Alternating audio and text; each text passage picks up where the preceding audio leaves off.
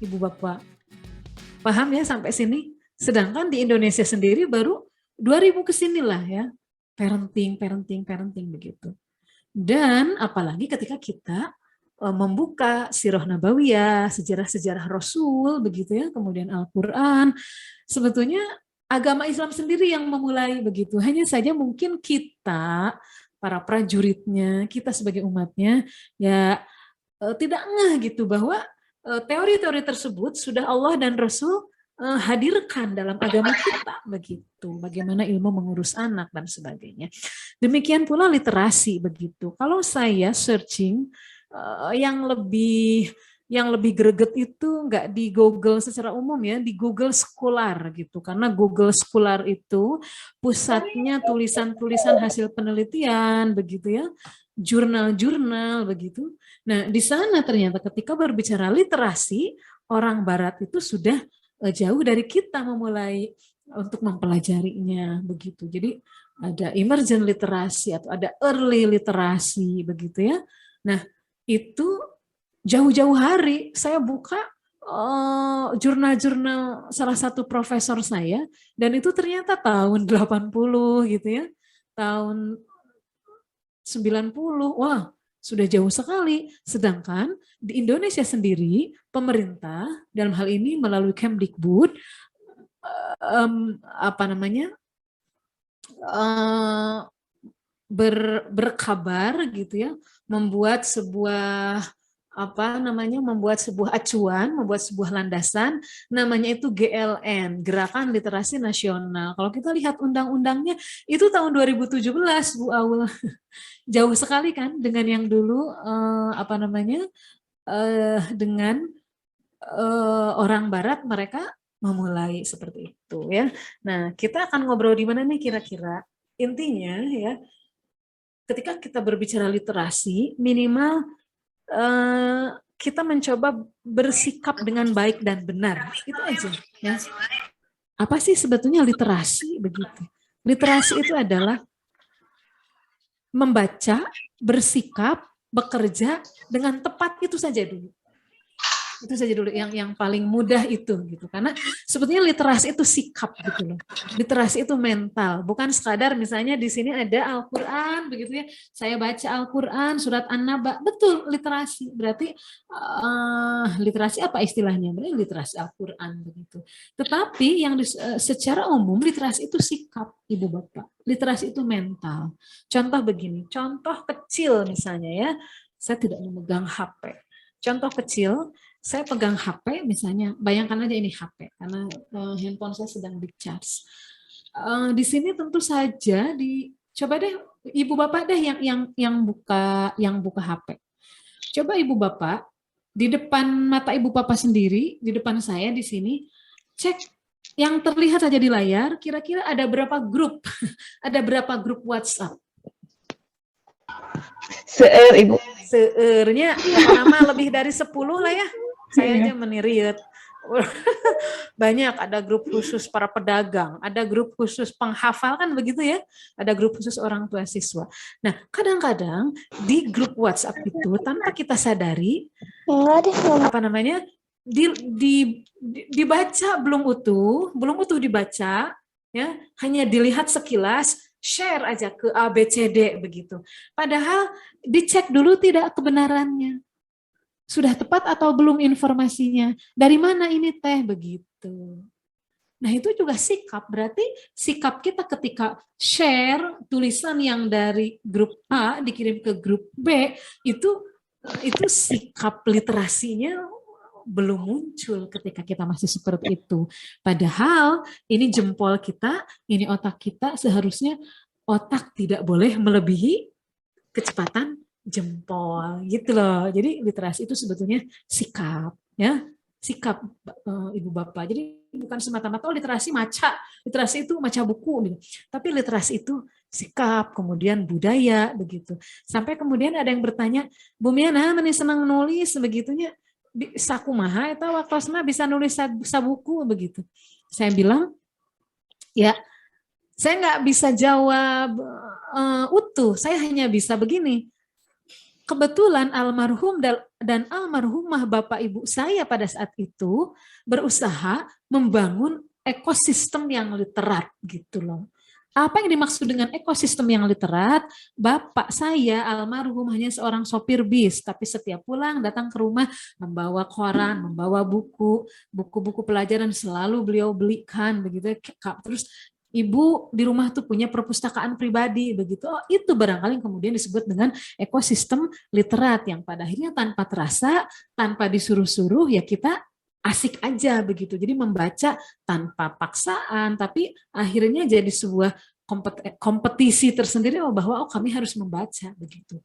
Nah, jadi sepakat ya bahwa pertama literasi itu sikap, mental, yang kedua literasi itu budaya gitu. Jadi kalau misalnya kita tidak membangun budaya tersebut, sebuah budaya tidak terbangun, ya tidak akan menjadi kepribadian begitu. Sama seperti misalnya ada kita selalu menggunakan clue, kata kunci atau keyword, terima kasih, apa sih? Mohon maaf, punten, maaf, terima kasih, begitu ya. Nah, ketika itu dibudayakan, maka kita sudah membangun ekosistem yang literat. Karena sesungguhnya ketika kita berbicara literasi, itu berbicara budaya. Budaya apanya? Budaya positif tentu saja. Seperti itu kurang lebih ya. Itu barangkali sedikit pengantar dari saya. Ini ada pesan dari apa? Oh, baik. Nah, next saya lanjutkan. Sebentar. Izin saya lanjutkan ya. Bentar.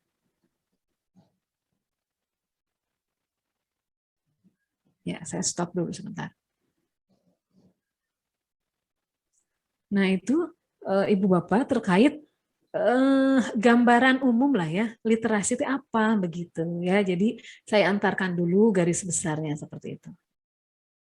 Oke. Oh, saya tidak bisa ya? Screen sharing has failed to start. The window you selected invalid. Sebentar.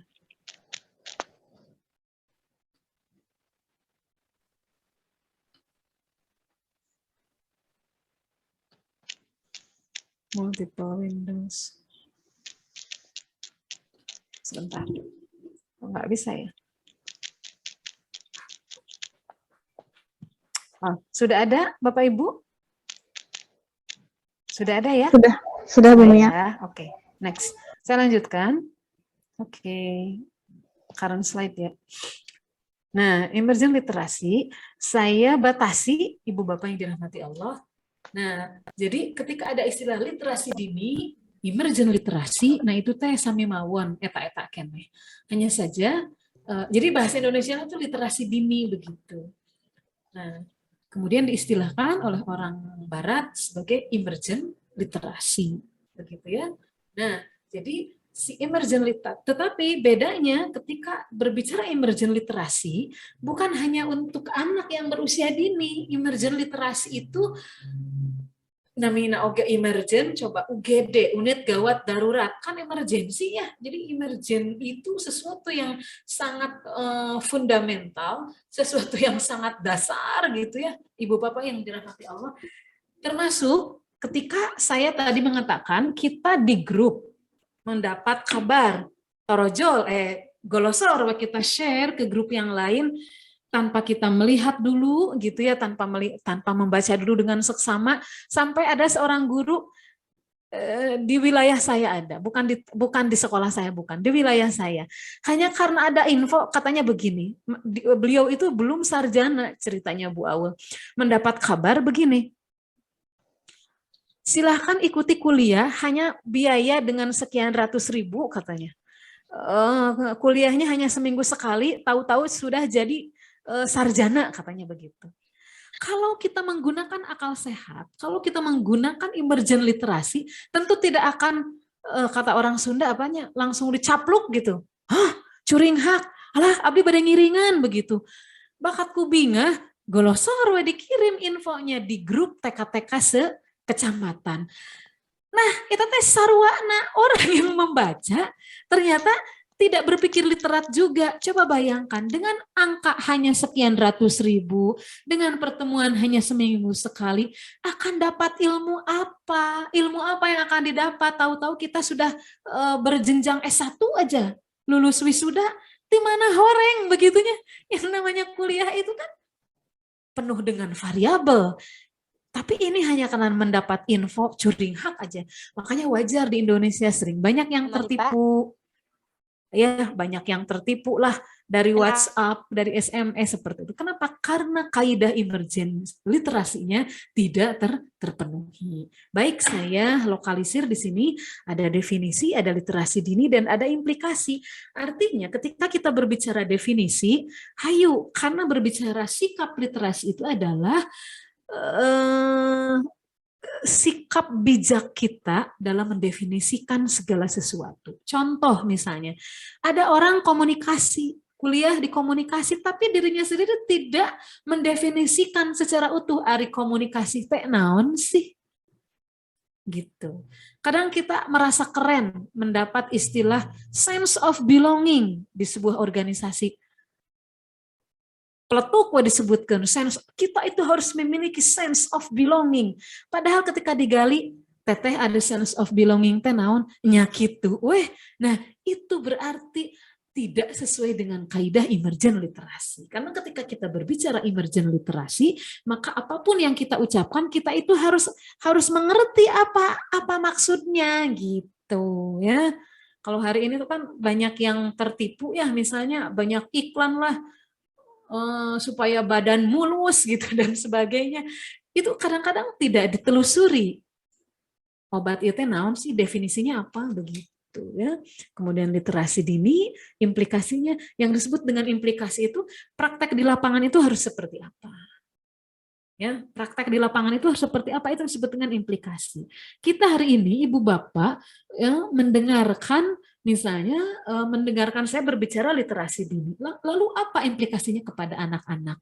Jadi minimal ibu sudah memegang satu poin. Poin pertama, berarti kata Bumia juga hati-hati, nggak boleh gampang sembarangan share. Yang kedua apa? Dibaca dulu, ditelaah dulu, ditelusuri dulu, iya informasinya di mana, sahih atau hente, kan begitu. Kan hadis juga yang kita pegang tetap saja hadis yang sahih. Kan gitu. Nah itu emergen literasi itu sudah diajarkan oleh Allah dan Rasulullah. Makanya hadis yang kita pegang itu kan bukan hadis doib, tapi hadis apa? Hadis sahih. Karena Rasulullah SAW sudah memenuhi kaidah emergen literasi. Hati-hati betul, Al-Quran semua kaidahnya itu emergen literasi. Begitu ya. Nah, jadi implikasinya minimal kita tidak gampang share, begitu ya. Kemudian kita membangun pola, membangun budaya yang baik kepada anak. Salah satunya implikasi di rumah, di lapangan misalnya begini. Ibu bapak di sini ada yang usia putra-putrinya masih kelas 1 dan 2 tentu saja ya. Nah itu kan masih usia dini itu. Kalau menurut internasional, kaidah internasional itu masih usia dini anak kelas 1 dan kelas 2.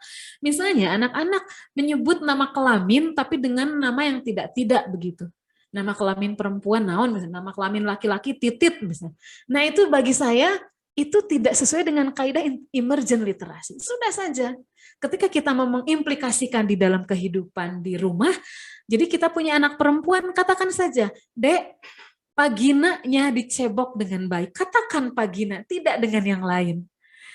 Kalau kita punya anak laki-laki, Adek, kenapa penisnya sakit? Katakan penis, katakan pagina. Nah itu bagian dari kaidah emergen literasi. Kalau misalnya anak diberi nama, alat kelamin laki-lakinya diberi nama titit gitu. Terus ayah anak entog, jadi budak teh jadi ambigu. Jadi tititnya naon gitu. Nah itu kan tidak sesuai dengan kaidah emergen literasi. Oleh karena itu gunakan ucapan yang tepat, gunakan istilah yang tepat. Oleh karenanya kalau misalnya saya sih alhamdulillah nggak tahu nih si bungsu, walaupun saya sudah menyebut mam sudah salah, dia memakan gitu. Jadi kalau misalnya orang Sunda tuh yang banyak disoledatkan, artos jadi cicis. Nya artos mah artos we, aya nu nyebut cicis, acis, ceceh.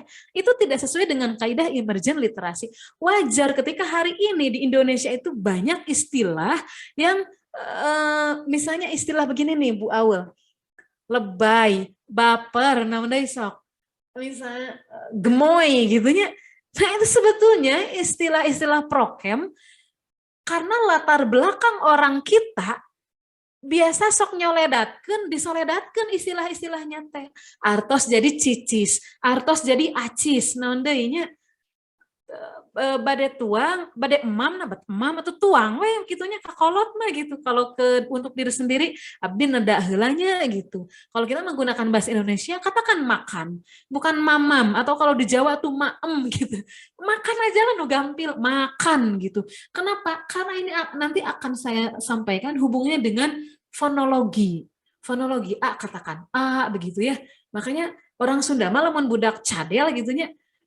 Mah misalnya adek mau robot misalnya, mama mau beli robot, si budaknya nyebut teh obot, tapi kita malah ikutan, obot adek mana? Lah, kan si budak menyebat obot itu karena otaknya mah robot, lafalnya obot gitu, diikuti jadi obot punya adek mana? Terus anak teh, mama adek mandinya mau pakai embel ya, oh mau pakai embel, diikuti kok jadi embel. Anak itu embel tuh lafal. Fonologinya baru sampai L, belum sampai R.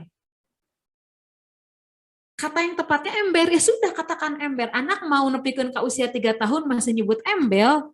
Kurang mah ember weh gitu. Ember gitu ya. Begitu ibu-ibu ya, itu implikasinya nanti di sana. Implikasi kecil-kecilannya ya.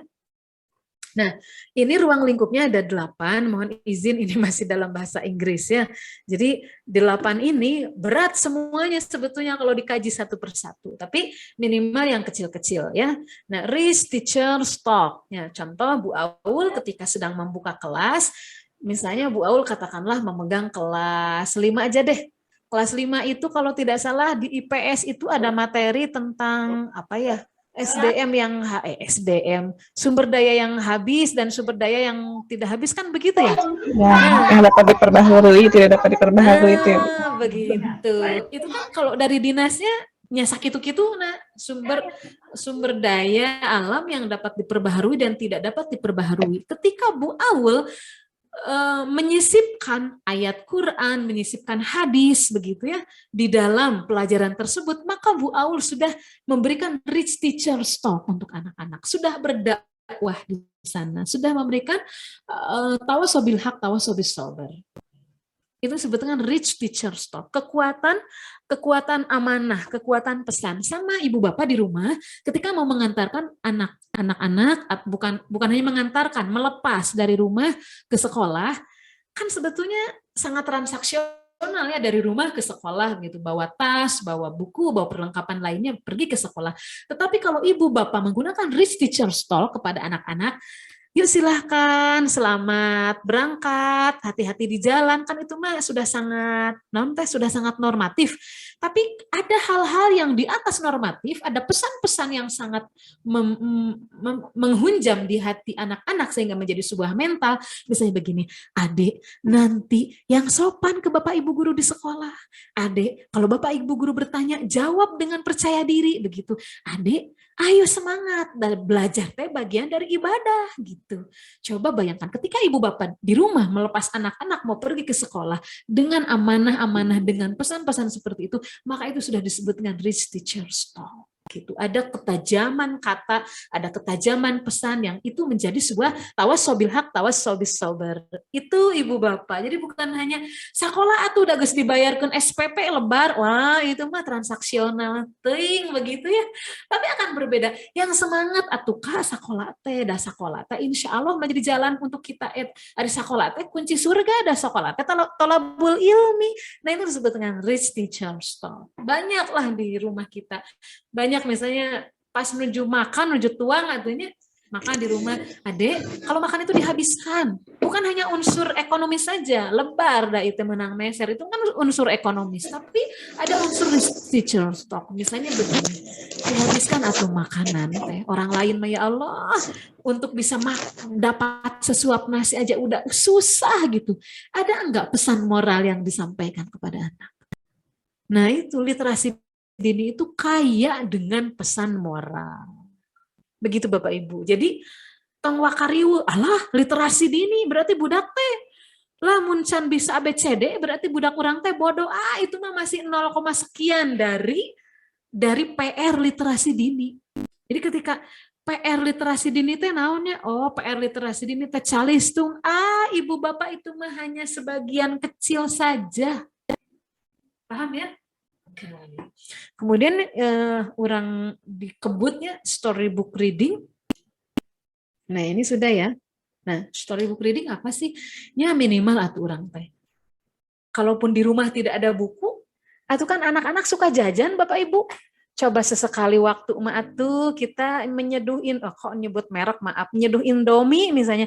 Coba dina Indomie teh ditingali, ditataan, ditelusuri. Anak-anak ternyata Indomie teh geningan produksi dari Indofood misal begitu ya. Ternyata ini teh dibuat dari tepung terigu segini ukurannya teh gitu ya. Ini teh ada sekian gram dalam satu bungkus teh. Itu pun masuk dalam storybook reading ibu bapak, itu tuh jadi pengayaan untuk anak teh. Jangan sampai lah nu disebutkan storybook reading mangan ukur maca buku, kumaha lamun di sebuah rumah tidak punya buku. Kita tidak bisa menyamaratakan gaya di luar negeri dengan gaya di Indonesia. Di luar negeri maaf, di rumah-rumah, di semua kantor semua ada fasilitas perpustakaan. Ari di Indonesia nya perpustakaan mah di perpustakaan weh. Ya, ada juga perpustakaan keliling dan belum efektif bekerja begitu. Oleh karenanya, apapun yang ada di sekitar kita, cing ada pangmacakeun heula, misalnya anak kita sudah kelas 6, ini mama beli masker, cing pangbacakeun. Ieu masker teh peruntukanna untuk apa ya cing pangmacakeun? Itu juga bagian dari storybook reading sebetulnya. Nah, maka apalagi ketika kita dengan sengaja menyediakan buku-buku gitu. Nah, phonological awareness activities, contoh yaitu tadi, kalau alat kelamin katakan yang sebetulnya sesuai dengan yang ada di dalam kamus, dan moal aya titit, moal aya gitunya, moal aya alat kelamin katakan dengan lugas. Kemudian yang ketika anak berkata masih cadel, orang matang motokopi. Nah, itu disebut dengan phonological awareness activities. Jadi kalau kata salah satu guru saya, menjadi masyarakat Indonesia mah kedah bersyukur. Kenapa? Karena salah satunya fonologi seluruh kata yang ada di negara kita mah sama dengan apa yang diucapkan. Coba di sini ada misalnya namanya Mia, ditulis Mia, dibaca Mia gitu. Coba di dalam bahasa Inggris, one dibaca one gitunya. O N E. Tapi di Indonesia namanya namina wawan, WAN. Kan jelas phonological itu antara yang ditulis dengan yang diucapkan itu sama. Itu di Indonesia, di luar negeri berbeda. Maka konon ini harus menjadi ladang syukur tersendiri. Artinya, jadi saya teringat ibu mertua ikut pelatihan dulu gitunya, nyambung dengan profesor saya waktu saya kuliah. Jadi katanya anak-anak itu ketika nyanyi Garuda Pancasila teh ya udah ribang saku begitunya. Kenapa? Karena mungkin Bapak Ibu gurunya bisa jadi ketika mengajarkan tidak dirunut satu-satu kalimatnya. Anak-anak ini loh lagu Garuda Pancasila. Kita bedah dulu yuk kalimatnya, bedah dulu yuk. Kalimat pertama Garuda Pancasila. Kalimat kedua akulah pendukungmu. Kalimat ketiga naon deui tah? Patriot proklamasi. Kalimat keempat sedia berkorban untukmu. Nah, dibedah satu-satu. Ada orang asal nyanyi gitu. Makanya wajar, saya juga sering kan lagu dari Malaysia, lagu dari Indonesia, pok dinyanyikan, ternyata kalimatnya salah, jadi ibarat ribang-ribang saku gitu. Kenapa? Karena tidak dibedah katanya. Karena tidak diucapkan dengan jelas kepada anak. Makanya kalau para penyanyi yang mereka itu belajar di sebuah lembaga latihan vokal, itu menang 2 minggu mah dapat 2 pekan itu mereka ya latihan A, I, U, E, O dulu. Semua nada. Gitu. Kenapa? Karena phonologicalnya harus betul. Jadi ketika, coba di Indonesia yang phonologicalnya bagus, coba. Ruth Sahanaya. Ruth Sahanaya lagunya naon atunya? Nah, contoh, di lubuk hatiku tersimpan. Di lubuk, lubuknya manyun gitu. Hatiku manyun gitu. Sama seperti Ustadz Rahmat, Umir ini di sini A, I, U, babi, bu. Nah, gitu kan. Si itu coba baca Iqra. Ini tuh latihan phonological awareness. Jangan salah, berharga kita membacakan Iqra kepada anak teh. Berarti 30. Abata, abasa, jamaho gitu. Itu sebetulnya latihan phonological awareness. A dikatakan A, vokal O dikatakan dilafalkan O begitu. Termasuk ya itu dia salah komponen berikutnya ya tetiasa cadel, hati-hati. Kemudian alphabet activities, hati-hati ketika kita berbicara alphabet activity, sebetulnya pro kontra calistung untuk anak usia dini boleh dan tidak itu diskusinya mau cekap sajam 2 jamnya. Intinya begini, jangan sampai kita menjadi orang tua yang mengatakan bahwa literasi adalah calistung adalah literasi. Salah, karena literasi itu ruang lingkupnya banyak, sedangkan calistung adalah sebagian kecil dari literasi, seperti itu. Jadi tidak salah Bapak Ibu mengajarkan kepada putra-putrinya ABCD, itu tidak salah. Yang salah adalah ketika dibuat parsial. Namun ada parsial teh. Pokoknya ketika anak dikenalkan dengan A-nya, jadi parsial itu tidak dihubungkan, tidak dikontekstualisasi, Bu Aul. Itu. Jadi contoh begini. Jadi nyorangan menyampaikan ABCD-nya cukup A, B, C, D sampai Z. Tapi akan berbeda ketika Masya Allah, ini mama punya apel deh. Coba tebak-tebakan yuk. Ari apel teh ada huruf A-nya ya, begitu. Coba ada berapa huruf A-nya. Nah berarti itu ada kontekstualisasi. Itu ada kontekstualisasi. Jadi alphabet activities bukan tidak salah, tapi bagaimana kita memperjuangkan keterhubungan antara angka-angka atau huruf-huruf yang ada dengan berbagai objek yang ada di sekitar. Jadi jangan dibuat berdiri sendiri. Sama seperti ibu bapak mengajarkan hiji 2 3 4 5 dugikeun ka 10. Tapi anak tidak diminta, tidak digali logikanya ari 10 teh nu kumaha sih begitu. Ya yang sederhana aja inilah ya.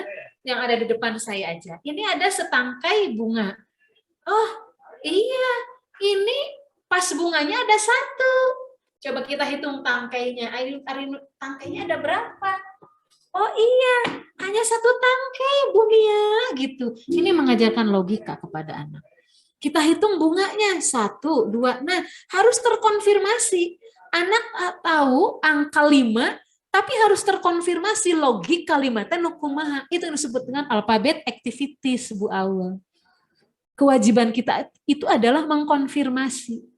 Anak sudah tahu angka tihiji duit ka 100 mani bangga, harus terkonfirmasi. Betul tidak? Mereka sudah tahu. Oke, mereka sudah hafal angka, tidak masalah, tapi sudah terkonfirmasi belum? 10 teh seperti apa? 20 teh nukumaha? 30 teh nukumaha? Seperti itu. Sama dengan angka, harus terkontekstualisasi, harus terhubung. Oleh karenanya anak-anak saya alhamdulillah yang sekarang kelas 3 SMP, yang sekarang kelas 6 SD, yang sekarang mau 4 tahun Bu Aul, itu mah dari maca naon sing Yamaha, Vespa, Honda, Beat, Rinso, naon deui, apa semua produk, dari membaca produk.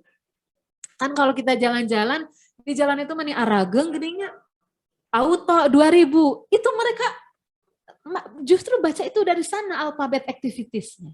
Jadi ketika kita kenalkan huruf-huruf alfabet sudah langsung terkoneksi begitu. Sikap kita tidak literat ketika si alfabet, si angka ini tidak dikoneksikan, tidak dihubungkan dengan objek-objek sekitar. Begitu. Nah, tuh cenah eta Iqra geuning tidak dikontekstualisasi. Ari bacaan Iqra mah oleh si penulisnya justru sudah dihubungkan dengan Al-Qur'an. Al-Qur'an kontekstual atau tekstual? Kontekstual. Ya, ketika kita menyebut aba, tidak ada. Coba. Ya, semuanya ada di dalam Al-Qur'an, langsung ada. Tidak semata-mata hanya bacaan saja. Begitu ya. Nah, berikutnya support for emergent reading. Beda sedikit dengan alphabet activities. Bedanya adalah ini yang menyokongnya, Bu Aul. Ini yang menyokong. Contoh begini. Kata siapa ngobrol bukan bagian literasi. Bagi saya ngobrol adalah bagian dari literasi. Contoh begini Bu Aul. Kita bawa anak-anak ke rumah nenek kakeknya. Anak-anak, terus di antara anak kita ada yang masih bayi. Kakak, teteh, ayo silakan salam ke nenek, ke kakek. Anak bayi kita yang masih 6 bulan masih digendong. Oh, kalau ke kakek nenek harus salim ya. Itu namanya support for emergent reading. Namanya teh ngawahan. Di sini teh, oh ini yang namanya nenek. Oh ini suara kakek. Oh ini rumah nenek tuh nuansanya begini. Itu disebut dengan support for emergent reading. Ngawahan, jadi mengayakan dulu informasi-informasi yang itu penting semuanya yang nanti anak akan ada terjadi recalling pada saat dewasa nanti. Oh ini yang disebut nenek tuh. Kan kalau sudah usia 5 tahun, 4 tahun sudah ingat ya. Nenek, nyebut aja dia nenek. Dari mana dia nyebut nenek? Kan dari waktu bayi dikenalkan namanya, suaranya, wajahnya. Begitu, termasuk ketika saya kepada anak-anak baca ini Rinso, ini Daya, ini Sukro, ini apa lagi, ini Yamaha, ini Honda, itu pun sama, bagian dari support for emergent reading. Bagian dari ngawahan, bagian dari pengayaan sebelum mereka A, B, C. Karena ketika anak saya baru usia 3 tahun, waktu itu pas lagi welcoming day di sekolah teh. Terus kan ada tulisnya duka menuju pasantren painten Bu Aul hilap deui. Aya pasantren Ramadan ceria gitunya. Masa usia 3 tahun, Umi Zini hitung ya A-nya ada berapa? Ya enggak apa-apa. Itu bagian dari support for emergent reading. Anak mengetahui satu persatu huruf justru dari kalimat atau dari kata yang dia lihat atau dari simbol gitu. Karena bagi anak yang namanya kata terpampang, itu namanya simbol, Bu Aul. Statusnya tuh simbol gitu. Jadi ketika misalnya, kalau mobil ada apa saja tuh. Jadi sok merek-merek mobilnya misalnya, ada Hyundai, ada Chevrolet, ada Honda, begitunya. Kemudian ada Toyota.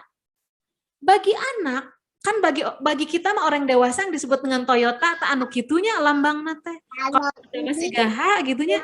Kalau Hyundai mah seperti itu lambangnya tuh udah langsung ikon. Kalau anak tulisan Honda itu simbol bagi anak. Itu simbol karena mata manusia itu dimulai dari membaca simbol, bukan dimulai dari pecahan huruf, bukan. Jadi ada tulisan Avanza.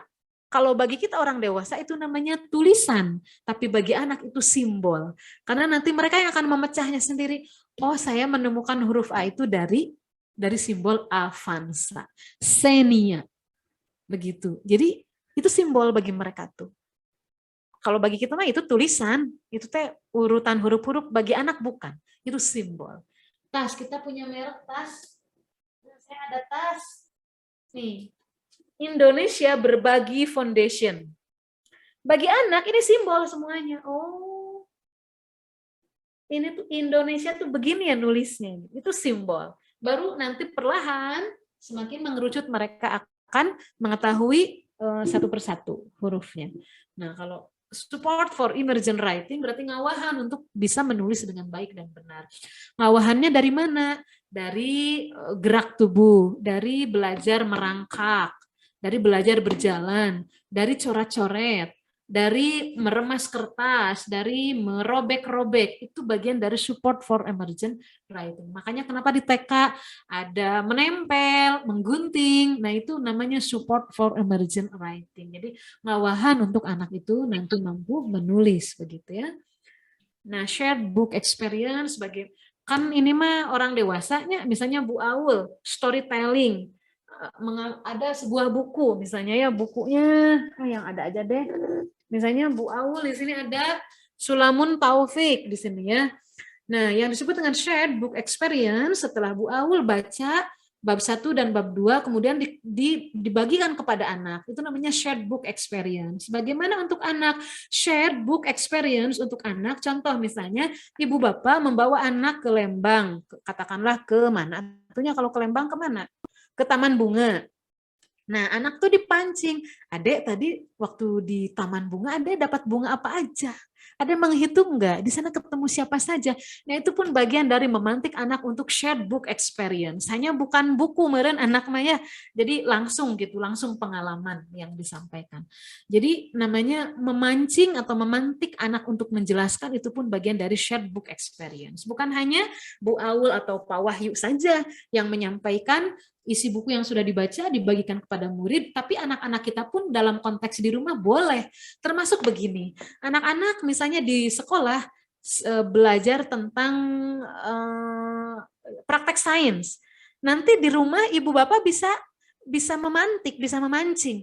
Adek, hari praktek sainsnya tadi gimana gitu. Hanya dengan satu kalimat pertanyaan tersebut, kemudian anak menyampaikan ngagorolong we gitunya. Nah, itu juga masih bagian dari shared book experience. Bagaimana caranya supaya anak berbicara? Bagaimana caranya supaya anak menyampaikan? Jadi shared book experience itu ya yang paling formal mah presentasi mungkin ya. Tapi kan kalau yang namanya di rumah non formal kan konteks di obrolan. Tadi apa sih yang adek dapat? Senang nggak dengan bapak ibu gurunya? Tadi kegiatannya waktu field trip apa aja itu juga bagian dari memancing shared book experience. Entong diantep atau lebar, Bu Ibu sudah bayar SPP, ya sudah bayaran ke sekolah, digali anak tuh. Karena ketika anak berbicara itu bagian dari konteks shared book experience. Nah itu bagian dari literasi dini, integrated content focus activities, fokus kepada aktivitas. Yuk adek misalnya, fokus kepada aktivitas itu contohnya begini. Sesederhana ibu mengajak anak untuk membuat puding misalnya. Ayo deh ditakar pudingnya gitunya. Sok gerak. Dibaca heula gitu. Apa nih komposisinya, gimana caranya gitu. Enggak apa-apa. Si anak kita yang kecil, si anak kita yang usia sekian, semua dapat bagian menyiapkan A, menyiapkan B, ada yang bagian menakar, ada yang bagian menyebut dan sebagainya. Itu juga bagian dari literasi dini sebetulnya. Nah, hubungannya dengan tumbuh kembang itu kalau dalam istilah sekarang mah sedang booming ada istilah akil balik. Akil balik itu ya tumbuh kembang sebetulnya. Kalau nah kita bedakan dulu pertumbuhan, perkembangan. Kenapa saya menyampaikan tentang tumbuh kembang? Karena di sini salah satu PR-nya adalah bagaimana si literasi dini ini punya tugas sebagai kendaraan, sebagai tools untuk untuk mengoptimalkan tumbuh kembang anak-anak. Artinya begini, kita wayahna harus paham dulu keduanya. Ada pertumbuhan itu apa, sedangkan perkembangan itu apa. Kalau pertumbuhan mah berbatas waktu ya ibu bapak. Contoh, saya pendeknya tingginya segini gitu. Nyata sudah tos usia 40 tahun, tos mau dijangkungan deh. Ya iya pertumbuhannya sudah selesai gitu. Ya, hanya 148 meter. 188 sentimeter ya sudah. Nah, karena itu namanya pertumbuhan begitu ya. Adapun kuku, tapi kuku tidak berbatas waktu Bumi ya. Iya, tapi itu juga tetap namanya pertumbuhan begitu ya. Rambut itu juga pertumbuhan begitu ya. Dan kuantitatif, ukur gitu. Oh iya, sekarang anak saya giginya sudah bertambah lagi yang gerahamnya, itu pertumbuhan.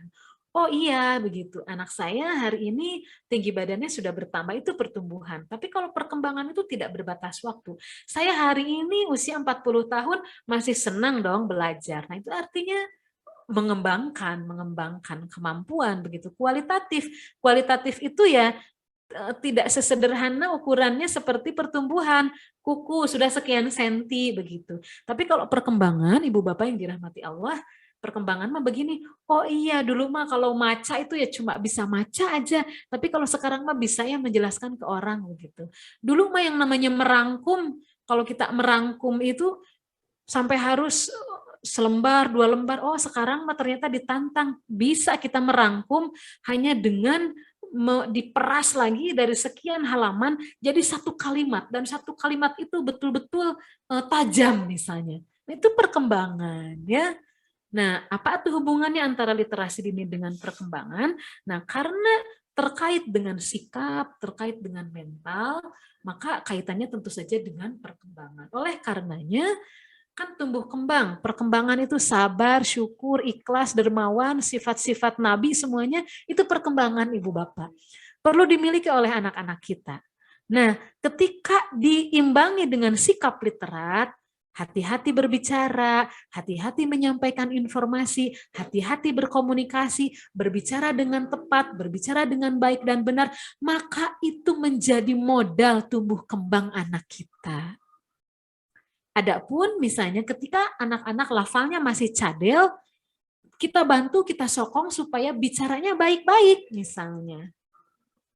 Kita bantu, kita sokong supaya bicaranya baik-baik, supaya bicaranya tepat, supaya kata-katanya tidak cadel, supaya kata yang cadel dari anak-anak kita tidak kita fotokopi begitu, tidak kita copy paste begitu.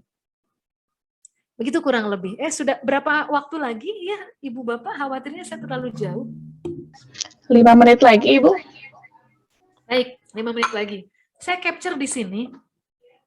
Kok bisa sih Bu Mia naon hubunganana antara literasi dini dengan tumbuh kembang?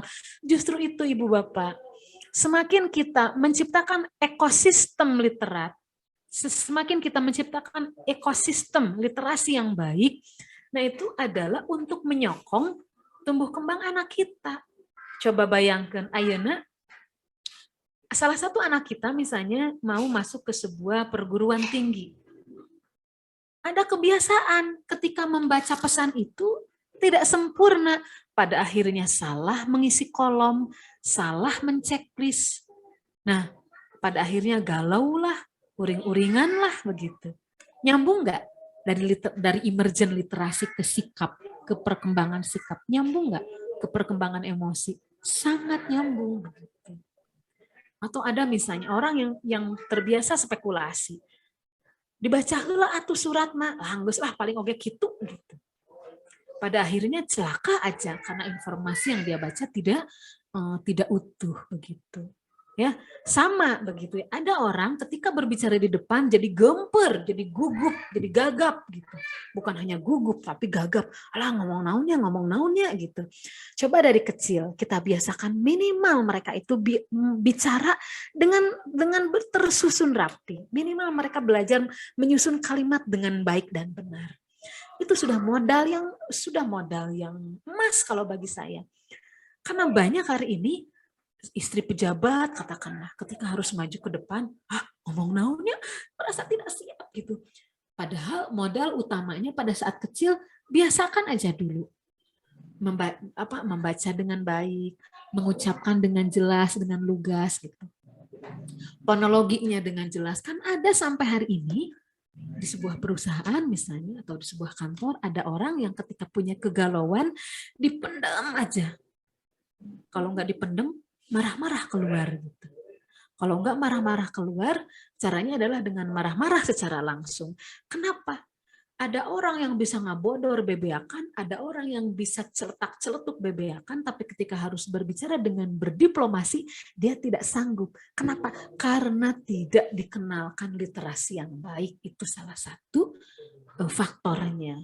Masa sih untuk mengajukan kenaikan gaji kok nggak berani begitu, tapi celetak-celetuk di luaran kok berani? Kita sebagai bos misalnya di sini, salah satu pegawai kita tidak sanggup bicara langsung begitu, tapi guar-guar, woro-woro di luaran, itu sikap yang tidak literat. Nah itu pun tumbuh kembang yang tidak sempurna. Ari ngomong bener nggak sanggup, tapi celetak-celetuk pinter pisan begitu. Ini tumbuh kembang yang tidak sempurna. Kenapa? Karena salah satunya tidak dikenalkan dengan unsur percaya diri, tidak dikenalkan dengan unsur melafalkan dengan baik. Padahal kata profesor saya ini digarisbawahi sekali yang disebut dengan phonological awareness activities. Katakan yang baik itu baik, katakan yang salah itu salah, katakan setiap kata dengan baik dan tepat. Begitu kurang lebih. Kita diskusi saja barangkali supaya lebih enak. Sebenarnya ini hanya pengantar ya, karena kalau kita berbicara literasi itu panjang. Unsurnya banyak gitu ya. Kecelakaan-kecelakaannya juga tidak sedikit begitu ya. Temuan-temuan di lapangan juga banyak yang aneh-aneh begitu. Jadi mohon sabar Ibu Bapak, pelan-pelan saja kita berbicara tentang literasi dini. Ini hanya introduction saja sebetulnya, tapi mudah-mudahan menghunjam bagi kita, pemahamannya bisa kita pegang seperti itu, kita bisa implikasikan ke anak-anak kita minimal di rumah. Baik Bu Aul, demikian barangkali dari saya, mohon maaf atas segala kekurangan, mudah-mudahan dipahami alurnya, tujuannya, kemudian implikasinya begitu. Demikian barangkali, mohon maaf atas segala kekurangan. Billahi fisabilillah. Mari kita lanjutkan di forum diskusi. Assalamualaikum warahmatullahi wabarakatuh. Waalaikumsalam warahmatullahi wabarakatuh. Insya Allah agak lebih tercerahkan ya Bu Mia ya. Jadi yang bisa diambil kesimpulan itu ternyata literasi itu bukan hanya, apalagi literasi dini, bukan hanya mengajarkan ABC pada anak sejak anak seusia sedini mungkin, tapi juga lebih ke mungkin yang saya tangkap itu kayak membacakan dunia gitu ya, Bu ya. Iya betul. Ada istilah. Ya. Nah, sebentar. Ini terkenal sekali seorang antropolog nih Bu Aul. Ini seorang antropolog. Mana ya? Di capture nggak ya di sini? Oh, jadi kata si Paulo Freire kayaknya tidak ditulis deh di sini. Oh ini nih, reading the word and then reading the word. Jadi kayakan dulu saja, kayakan pikirannya, kayakan hatinya, baru dikayakan dengan kata. Betul Bu Aul yang Bu Aul sampaikan, pengayaan namanya. Oke, iya, mudah-mudahan. Jadi di sini itu tidak hanya orang tua dari siswa kelas 1, 2, 3, 4, 5 saja, Bu. Juga termasuk ada dari PAUD 1 dan PAUD 2. Dan ada beberapa calon orang tua yang ikut bergabung, calon orang tua siswa yang masih anaknya masih usia 4, 5, 6 gitu, Bu. Jadi kita sama-sama belajar di sini, mudah-mudahan bisa sama-sama terbuka ya bagaimana cara membuat anak menjadi literat gitu ya, Bu ya. Nah, silakan saya buka untuk pertanyaan. Oh, mangga Uminya Irdina, mangga Umi. Silakan dibuka mute-nya.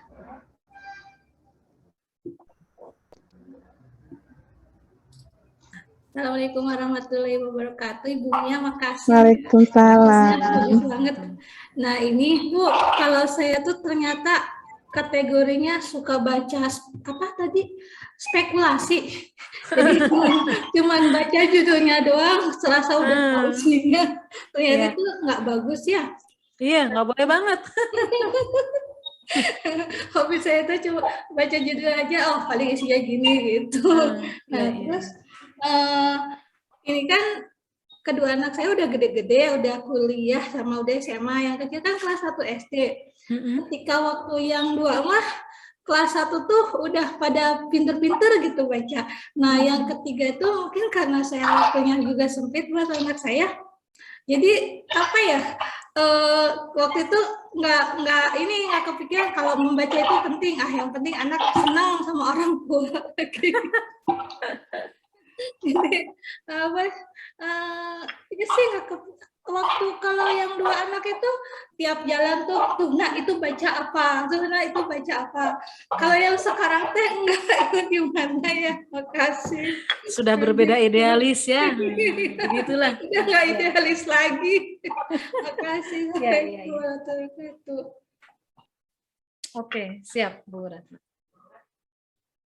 Gimana Bu Aul, mau ditampung dulu saja atau? Langsung saja ya Bu ya, biar taktok begitu ya Bu ya. Boleh. Ya, Bu Ratna terima kasih luar biasa sudah punya yang kuliah SMA, barokallah ya. Semoga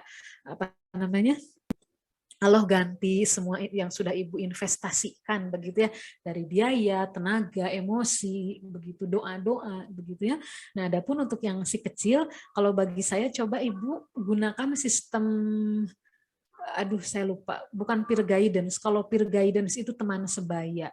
Kalau kakak ke adik itu namanya regenerasi saja Bu, lakukan regenerasi pengasuhan. Jadi biarkan bagaimana si adik ini diasuh oleh kakaknya.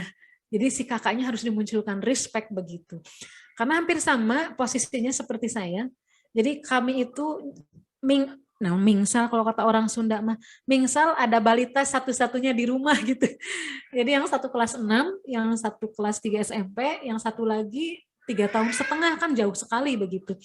Dari mulai membacakan buku, dari mulai curat-coret, itu saya sudah ditangani oleh kakaknya gitu.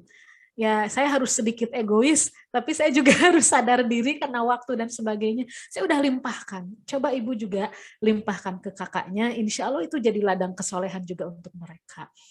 Tidak perlu takut juga ketika anak kita berbeda, dulu kakaknya sudah lancar baca ABCD sedangkan adiknya tidak, kita fokus lagi aja anak kita yang bungsu ini punya kelebihan apa, itu aja. Tapi kalau bab ABCD karena itu mah tetap aja menjadi kecakapan dasar. Mangga di garis bawahi ya, kecakapan dasar. Jadi tetap aja mereka harus dapat inputan itu gitu. Bebas, karena si profesor saya yang menggali tentang literasi dini, beliau imbang. Di satu sisi beliau sebagai pakar literasi dini, di sisi lain beliau mencoba mengimbanginya dengan menelaah, menelisik, melakukan riset tentang bermain. Jadi bagaimana literasi dini ini tidak bisa dipisahkan dari unsur bermain. Kan we bari makan kupat tahu, ada yang sabaraha hiji kupatna, ari kupat tahu teh diramelna ti nanon, itu juga sudah literat, sudah sangat literat. Kan we, karena tidak mungkin gaya di rumah disama persiskan dengan di sekolah. Nah, mina di sekolah mah sangat skolastik, sangat edukasional. Ai di rumah makan sambil ngobrol, sambil gogoleran, ya akan tidak bisa disamakan. Sebentar.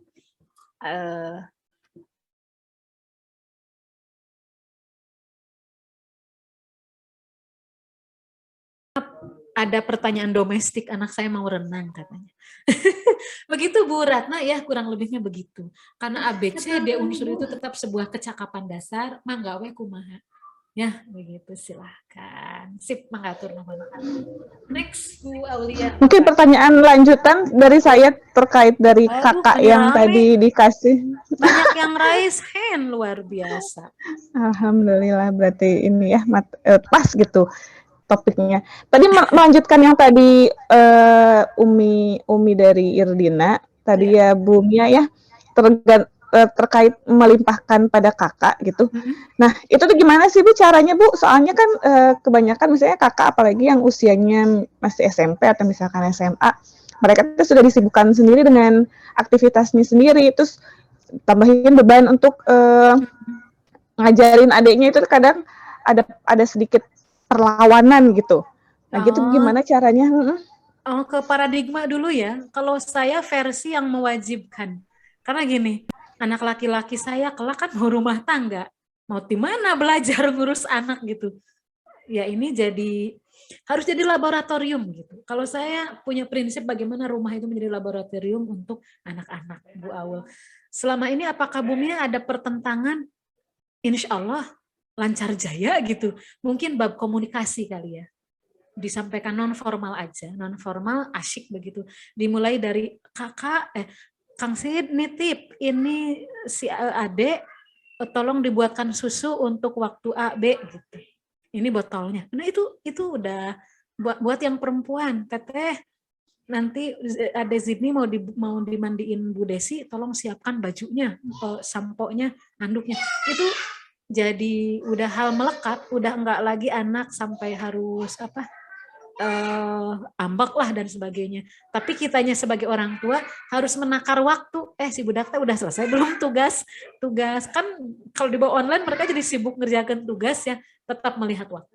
Itu sih. Tapi selama ini apakah ada benturan? Alhamdulillah begitunya. Ya sekali waktu baut mah manusiawi lah. Karena mereka ketika tidak diajar baut juga hidup tuh terlalu gersang. Begitu. Itulah. Baik. Bedakan antara tega ya dengan pengayaan, bedakan. Ya diatur aja mungkin ya Bu ya, sesuai Ya, dengan atur kemampuan. aja. Iya. Baik, ada dari Ibunya Hasbi, silakan Ibu Hasbi untuk dibuka mute-nya. Ya. Assalamualaikum warahmatullahi wabarakatuh. Ya, Alhamdulillah warahmatullahi. saya dari parenting yang waktu pertama ketemu sama Bu Mia, saya amalkan ilmunya. Mumpung masih pandemi ya, waktu itu tagline-nya yang saya tangkap itu. Nah, alhamdulillah selama pandemi ini anak saya sudah mulai mengerucut nih minatnya, keinginan. Saya langsung kasih kasus ya Bu ya. Jadi anak saya itu sangat suka dengan biologi lautan. Sampai penasaran. Berarti di Quran itu ada ya Bu ya ayat-ayat tentang biologi. Ya, ayo kita cari. Ya. Saya pola komunikasi atau penyampaian yang seperti apa gitu ya. Pola saya agar pemahaman anak itu bisa saya selami gitu Bu, dengan bahasanya, dengan yang sederhana gitu, supaya ya itu lagi kembali lagi Bu, terbentuk ekosistem yang literat juga Bu di rumah gitu. Saya suka sekali berbagi gitu ke temennya, aku pahamnya ini bercerita gitu, takutnya kalau saya salah menerapkan pola atau saya kurang pas menyampaikan kata atau kalimatnya, jadi berlanjut gitu ketika anak saya berbagi cerita gitu ke temannya, jadi kurang pas juga gitu Bu. Terus yang baca Bu untuk mempelajari pemahaman atau bahasa anak gitu. Sip. Bu Yuli ya, mamanya siapa Bu? Mamahnya Hasbi kelas 2 dan Mufti kelas 4. Oh, Masya Allah, berdua ya. Ya sama, di saya juga suka banyak yang kalau nggak kembar ya gitu, adik kakak. Oke, mamanya Hasbi, terima kasih ya. Semoga Allah senantiasa jaga. Dan namanya pengasuhan itu bukan hal sederhana juga ya. Banyak godaan. Seperti itu. Nah, suara saya masih ada ya? Jelas Ibu. Ya? Oke. Nah, jadi kalau pola komunikasi, jadi begini. Saya mulai dari budaya dulu deh. Nah, misalnya dimulai dari budaya. Maksudnya begini. Setiap keluarga itu pasti dikenai kewajiban untuk membangun budaya. Ada budaya yang umum, budaya dasar, ada budaya khusus. Nah, ketika budaya umum ini, misalnya budaya umum itu contohnya kesantunan, punten, tolong, terima kasih, maaf, tolong, terima kasih, itu kan sangat umum, dasar, budaya umum. Budaya umum berikutnya, misalnya saya menerapkan aturan harus ada maghrib mengaji. Kan itu umum, mau nggak mau anak saya harus ikut si aturan tersebut. Berarti itu budaya umum. Budaya khusus salah satunya adalah bagaimana saya menyikapi anak A, B, C gitu. Karena ketika gini kealaman Bu Aulnya udah punya anak tiga-tiganya nggak ada yang sama gitu ya Allah, tapi ya disyukuri. Gening kieu nya lamun dipakai bahan riset sigana ieu mah teu sakelompok nu tuluan teh nggak bisa disatukan begitu. Artinya mamahnya Hasbi kembalikan lagi aja ke kepribadian. Jadi kalau bab budaya umum, terapkan, mau nggak mau kita harus komitmen menerapkan budaya umum kita. Ya, sholat tepat waktu itu budaya umum kita, budaya dasar. Ya, anak kecil dibacakan buku itu budaya umum, begitu. Tapi kalau budaya khusus, misalnya, ternyata untuk anak kedua, saya menerapkan sistem reward, untuk anak pertama, saya enggak gitu. Kenapa? Karena setiap mereka punya feel masing-masing begitu. Termasuk yang tadi katanya biologi kelautan begitu. Biologi kelautan. Nah, itu kembali lagi ke Ibu lihat saja tipenya, tipe ekspresinya begitu. Kalau saya ada yang sangat perbedaannya ada yang sangat kentara. Anak pertama itu pendiam, begitu pasif. Anak kedua ekspresif. Oh, saya bedakan cara ngobrolnya. Saya bedakan cara ngobrol ketika head to head, ketika satu lawan satu. Akan berbeda ketika dalam forum maghrib mengaji. Wayahna ya, saya orangnya nggak bodor ketika mengajarkan mengaji. Ya, wayahna anak saya yang tidak suka ngabodor pun harus menerima gaya saya yang seperti ini. Tapi kalau dalam konteks satu-satu, maka kita selami gayanya untuk kita bisa menerapkan komunikasi yang tepat. Begitu. Sama lah kayak nampaknya di beberapa keluarga pun, karena unik ya, saya tidak bisa menyamaratakan keluarga A, B, C, D karena unik. Cuma paling dari sisi teori begitu saja dulu. Gunakan budaya terapkan budaya yang umum, wajib kalau budaya yang umum, mau nggak mau mereka harus itu. Budaya umum tuh misalnya per 2 minggu sekali kita berkunjung ke rumah nenek. Yang wajib, yang ngoreme kedah dicandak, itu namanya budaya umum. Tapi kalau budaya khusus, yang tadi itu bab komunikasi personal. Jadi itulah komunikasi personal itu dibangun sesuai dengan karakteristik dia. Saya kira yang dilakukan mamanya Hasbi udah tepat buat saya mah begitu, udah tepat, tinggal kekuatan ngobrolnya lagi. Kemana sih minatnya dia? Karena mau karaosnya nanti teh SMP, SMA, udah dari sekarang aja. Saya juga ngobrol dengan anak yang kelas 3 SMP, ngobrol jurusan kuliah itu sudah dari 3 tahun lalu. Sampai hari ini belum terpatahkan mau kuliah di visual komunikasi DKV, apa tuh namanya, desain komunikasi visual, masih tangguh gitu, masih teguh gitu. Jadi saya udah tepat sih saya lihat yang dilakukan mamahnya Hasbi. Personal mah gali aja dulu sesuai karakternya. Itu barangkali Bu Aul. Baik, terima kasih. Saya izin untuk membacakan pertanyaan dari Bunda Hadian. Iya. Nah, ini jadi ada, saya termasuk yang pernah ajarin melesetkan kata dan ternyata itu salah ya. Nah, kalau sudah terbiasa anak mengucapkan kata itu, jadi harus seperti apa menyikapinya atau mengajarkannya.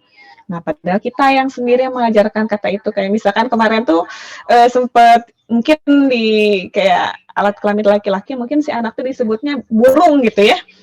Jadi pas kita di sekolah ngomongin burung tuh dia langsung, itu burung imajinasinya itu. ke alat kelamin. Iya. Ya. Nah, gimana ini Bu kalau udah terlanjur gitu Bu? Oke. Kalau bagi saya ini bab sikap lugas kita sebagai orang tua sih sebetulnya Bu Aul.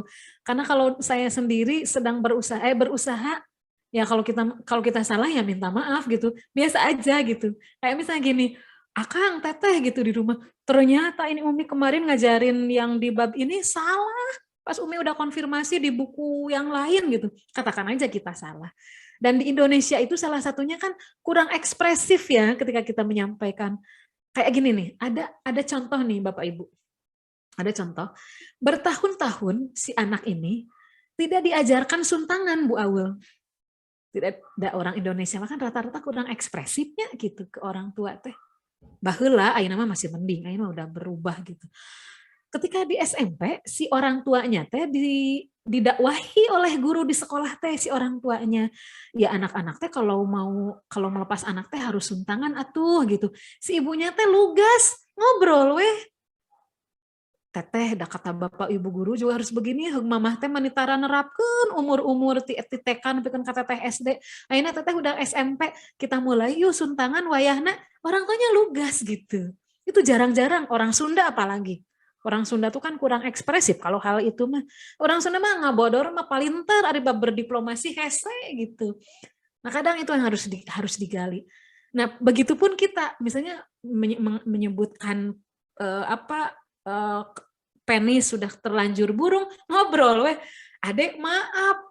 Dari sekarang mah kita kalau nyebut kelamin teh ya penis ya atau kelamin aja gitu. Burung teh itu teh mama yang salah, maafnya. Udah, deal gitu. Udah aja, draw gitu, nggak baper kok, udah biasa yang namanya meminta maaf ke anak, udah harus menjadi ekspresi biasa aja gitu. Nggak apa-apa. Sering kok saya juga kalau mau ke anak saya yang udah gede mah ya Allah. Maaf gitu, tadi Umi salah baca sumber gitu. Pas tadi Umi ngajar, kan saya ngajar tuh, ya 1 jam lah sehari Bu Aul untuk anak-anak saya. maaf tadi Umi salah sumber, maaf tadi nah gitu. Jadi sesuatu yang lumrah. Jangan gengsi gitu ya Bu ya. Gitu, dan sayanya sugan sok keren gitu. Oh si Umi padahal Umi teh guru gitunya biasa Enggak aja. juga. Enggak juga. Sekalian mengajarkan anak bahwa minta maaf tuh bukan sesuatu yang hina begitu mungkin ya Bu ya. Fitrah aja, fitrah nggak apa-apa. Supaya anak juga mudah untuk meminta maaf, dan insya Allah namanya anak-anak mah pintu Jauh maafnya lebih luas banget luas, gitu. mudah Iya. lupa. Betul sekali. Satu lagi saya bacakan dari Abu dan Ibu Atta. Bismillah. Menghadapi era pandemik saat ini dengan minat baca yang lemah di negara kita, ditambah dengan era digital, anak lebih banyak dan lebih menerima dengan edukasi berupa video-video, termasuk anak kami. Bagaimana solusinya, Ibu? Oke. Lewat video. Ini persis dua Sabtu lalu pertanyaannya ditujukan ke Prof saya yang saya hadirkan waktu parenting 2 pekan lalu. Jadi karena gini nah, karena literasi itu, saya begini aja deh tangannya, karena literasi itu tidak bisa dipisahkan dari play, dari bermain, maka kita harus punya kewajiban untuk mensugesti sebesar-besarnya bahwa asiknya video itu apa sih? Gitu. Kita harus punya kayak ada kewajiban untuk mensugesti gitu. Sampai harus dikonfirmasi. Naon sih resepnya main TikTok teh. Harus digali itu. Naon sih yang bikin kamu happy? Hayo main game tia nepikeun ka Z gitu. Itu harus dikonfirmasi ke kebahagiaan mereka di konteks itu. Sampai betul-betul harus membuat sebuah perbandingan begini. Nah, ada main bola oge tidak kalah menyenangkan dibanding. Nah, jadi harus ada di sini harus mengkompetisikan itu akhirnya begitu.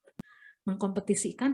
Nah, hari ada main tanah oge jauh lebih resep misalnya. Hayo bantu mama. Karena saya hayo ini teh Bu Aul tiap hari teh main tanah da sagala ditancelemkeunnya cabe, cengek, tomat, kangkung begitu.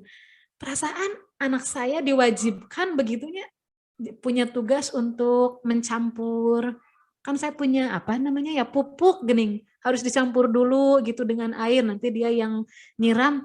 Rasanya dia pegang-pegang pengki, anak yang 3 tahun rasanya happy aja gitu.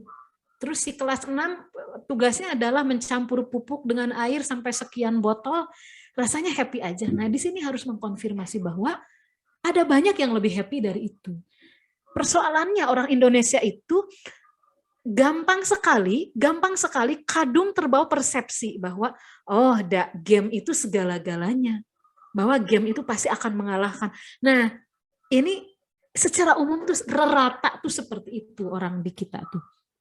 Ada ku game apa sagal oge eleh gitu. Nah, kadang sudah terlampau dibawa ke sana gitu. Jadi kalah di sini tuh nyalahkeun we akhirnya game aja gitu. Padahal masih banyak proyek apa begitu. Itu sih kurang lebih, dan banyak ini sebetulnya. Kenapa saya juga agak kenceng dengan maghrib mengaji, salah satunya untuk meminimalisasi itu sih sebetulnya Bu Aul.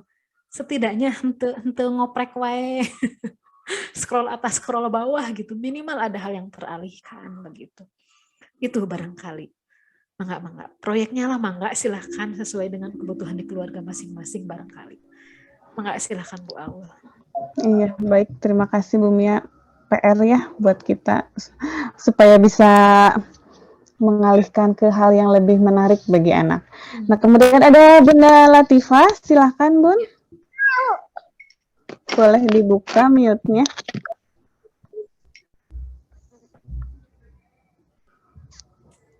Bunda Latifah? Oh iya. Sambil ngasuh ya, luar biasa. Oh, ada ya, kelihatan ya. Iya, mangga. Ada Dede sama. Ya, nggak apa-apa, kompak. Assalamualaikum Ibu Mia. Waalaikumsalam warahmatullahi. Ya, saya senang sekali dengan materi hari ini. Ya. Ini tadi juga Latifah mendengarkan gitu kan, yang yang kalau pulang sekolah suka ditanyain gitu kan. Nah, tadi kan kalau saya memang biasa gitu, kalau kakak Latifa kan manggilnya langsung saya tanyakan, belajar apa aja di sekolahan gitu kan.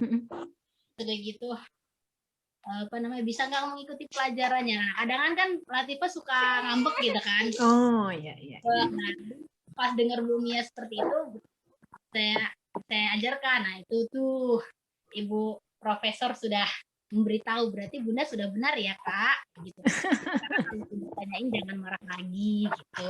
Terus sudah gitu juga saya sudah mulai mengajarkan, walaupun sebenarnya dia masih kecil sekali ya, adiknya masih 8 bulan, kakaknya baru 6 tahun setengah.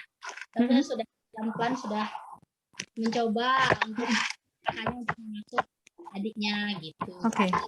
Nah, walaupun di sini sih ada sih tanggapan yang ibu-ibu di sini kadang suka, aduh paur gitu kan, karunya orok udah nguruk-nguruk gitu. Maksudnya anak kecil. Itu gimana kita memberikan tanggapan kepada ya tetangga yang suka ya berkata seperti itu sama saya, tega amat gitu ibunya gitu. Nah, itu gimana ibu? Ya, biar mereka tersinggung atau gimana? Sip. Oke, pertanyaan menarik. Baik. Oh iya Teh, siapa Bu Awul? Makasih ya Uminya Latifah, nanti saya tanggapi. Nanti khawatir waktu tidak cukup, tapi pertanyaan masih banyak. Nggak apa-apa, di WhatsApp-kan aja ke saya. Hari Ahad lalu juga saya ngisi sekolah pranikah. Pertanyaannya murudul, waktunya udah habis. Kalau saya sih nggak apa-apa, saya akan jawab, nanti akan luangkan waktu lah sengaja gitu untuk menjawab. Paling begitu, kalau yang tidak terakomodir, boleh paling ditulis aja dulu begitu misalnya. Nah, sebetulnya Bunda Latifah, kalau bertanya kepada anak, itu kan bagian dari Rich Teacher's Talk. Izin saya share screen lagi, itu bagian dari Rich Teacher's Talk Tea ya. Nah, bukan Rich Teacher's Talk, Shared Book Experience. Mana?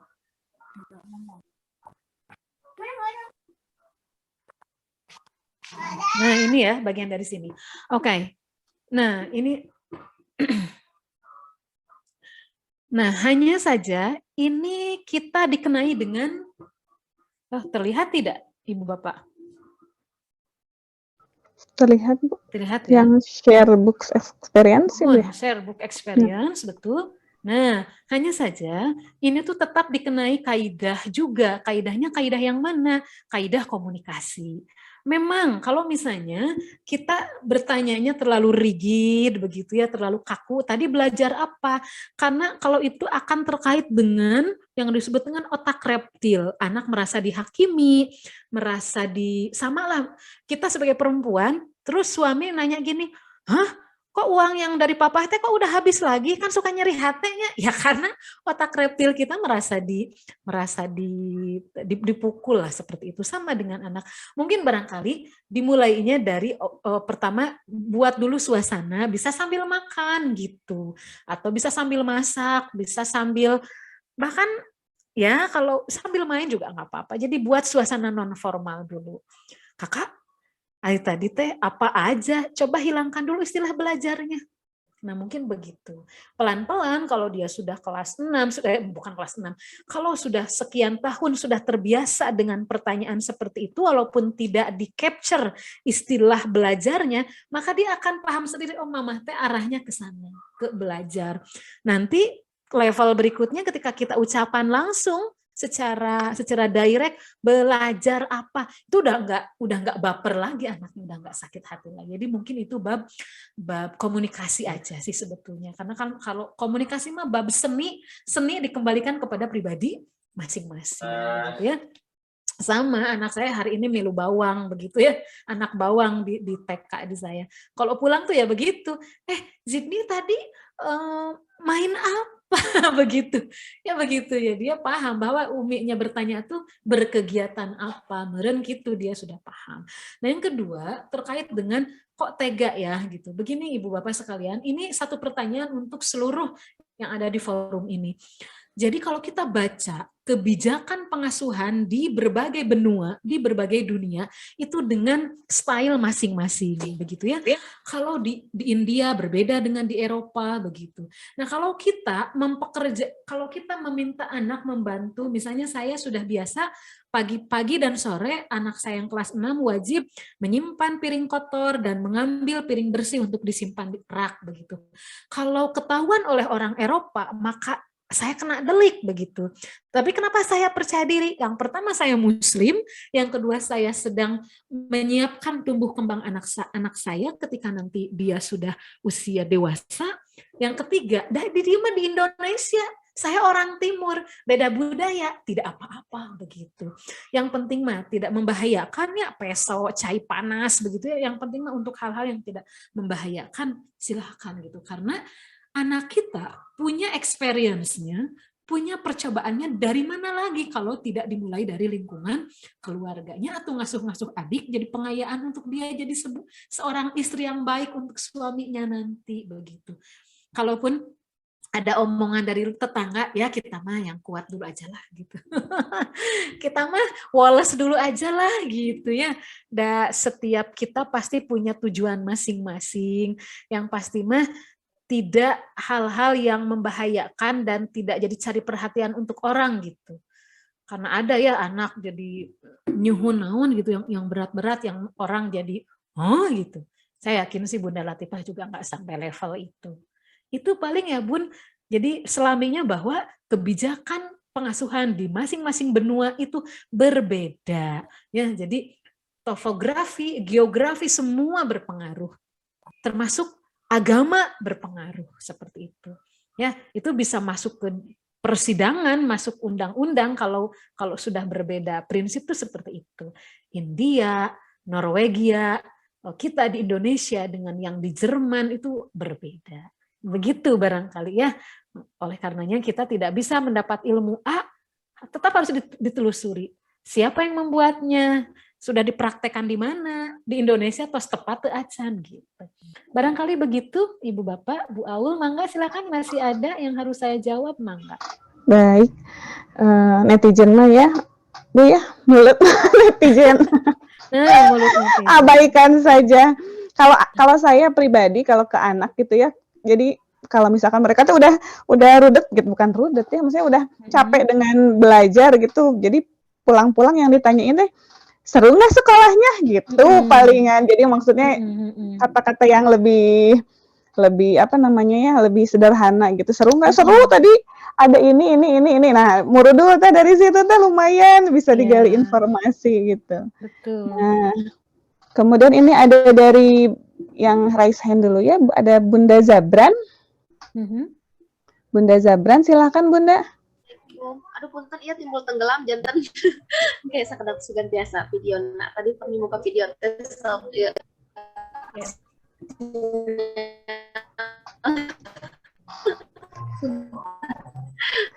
Iya Bun, agak putus-putus ya kalau pakai video.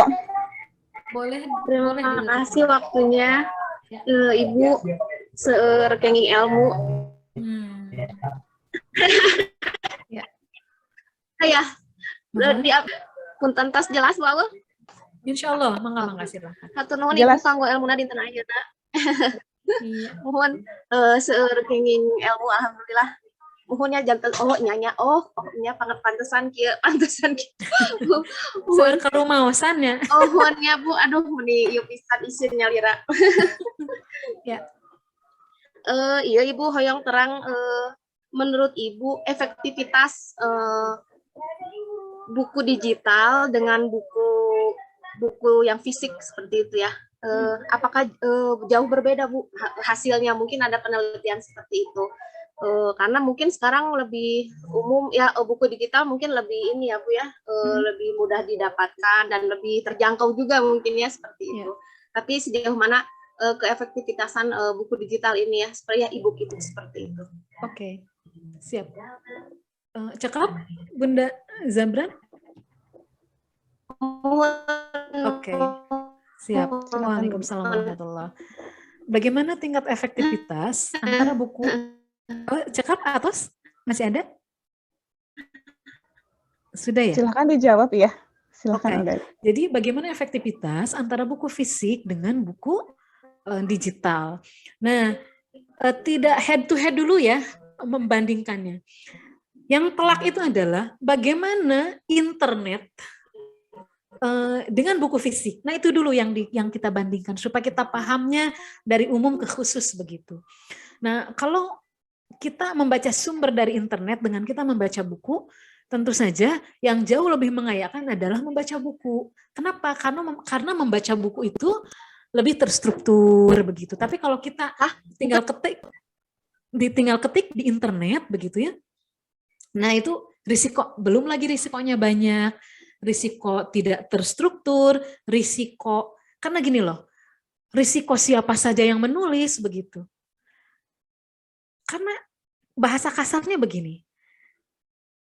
Kata salah satu guru saya, anjing saja sangat mungkin bisa ngetik di keyboard sebuah internet. Itu kasar sekali. Artinya siapapun bisa nulis di internet dan siapapun bisa mengakses. Itu kelemahannya. Jadi saya bandingkan dulu antara buku dengan internet. Termasuk ketika harus saya googling untuk mencari sumber, saya untuk perjurnalan begitu ya, untuk jurnal, untuk sumber, saya sudah tidak lagi berani menggunakan Google Chrome, Bu Awel. Google Chrome untuk yang lain. Saya langsung menggunakan Google Scholar. Walaupun peruntukannya ya pastilah untuk mahasiswa, untuk dosen, begitu, untuk peneliti. Memang sih Google Scholar untuk peneliti rata-rata. Tapi saya merasa aman dengan menggunakan Google Scholar karena sudah disaring begitu. Sudah disaring, walaupun dari seluruh mancanegara, itu sudah legal semuanya begitu. Nah, hanya saja ini baru peruntukan mahasiswa pasca ke atas itu biasanya menggunakan itu ya, mahasiswa, dosen, begitu, peneliti. Ini ketika berbicara keamanan dan kenyamanan sumber. Nah, itulah. Jadi kalau coba aja kita ketik di internetnya, misalkan misalnya sakit telinga. Wah, dari mana itunya semua? Banyak sekali sumbernya. Baik yang sumbernya sahih maupun yang tidak. Jadi semua ayah didinya. Nah, itu kelemahan internet itu seperti itu, sumber dari internet. Tetapi kalau antara buku digital dengan buku fisik itu sudah lebih baik perbandingannya. Akan berbeda antara perbandingan buku fisik dengan internet. Kalau perbandingan antara buku fisik dengan buku digital sudah jauh lebih baik perbandingannya karena buku digital itu sama saja dengan buku fisik, sumbernya jelas, dari mana, reputasinya ada, penerbitnya siapa, penulisnya siapa, jelas gitu. Kan kantun ngunduh dari situs mana begitu, penerbitnya juga ada. Masing-masing memiliki kejelasan dan reputasi yang sama. Jadi hampir sebanding kalau antara buku digital dengan buku fisik. Dan buku digital itu baik online maupun offline bisa dibaca, simpan aja di WPS, di laptop, di HP, tinggal disimpan, tinggal dibuka, gampil gitu. Jadi sudah lebih baik perbandingannya kalau antara buku fisik dengan buku digital. Yang salah adalah jangan disamakan kita membandingkan buku fisik dengan baca di internet. Nah, itu tidak sebanding karena internet mah jauh lebih tidak adil gitu loh kalau dibandingkan dengan buku fisik. Tetapi kalau ditanya lagi efektivitas antara buku digital dengan buku fisik, pada akhirnya tergantung kepada pemakai. Tapi kalau untuk anak sebaiknya buku fisik saja. Adapun buku digital ya yang sudah diunduh saja, yang dibaca offline, begitu, yang sudah terunduh lah, yang sudah disimpan di file kita begitu. Itu paling Mama Bunda Zabran kalau dari saya begitu kurang lebih begitu. Jadi ketika kita meng-apple-to-apple-kan itu harus tepat dulu, dan kenapa saya bawa dulu ke umum supaya paradigma kita juga bisa lebih fokus begitu ya, dari umum dulu ke khusus dulu perbandingannya. Begitu barangkali Bu Aul, karena saya juga termasuk yang mengumpulkan buku digital juga begitu dan dibagikan kepada orang tua. Guru-guru di sekolah saya juga terbiasa membuat PDF materi gitu yang bentuknya dari PowerPoint itu kan di PDF kan. sumbernya dari mana, kita yang menulis itu sudah biasa, nggak apa-apa karena mereka dibacanya di WhatsApp via offline juga aman begitu. Itu barangkali. Jadi kalau ditanya efektivitas tetap dikembalikan kepada personal masing-masing. Begitu barangkali. Begitu Bunda Zabran. Ya, iya. Terima kasih banyak. Alhamdulillah. Betul. Terima kasih juga sudah diberi pencerahan dulu di awal dengan basic knowledge-nya ya. Iya, Terima kasih banyak Bu Mia. Sami-sami Bunda Zabran, mangga. Alhamdulillahirabbil alamin.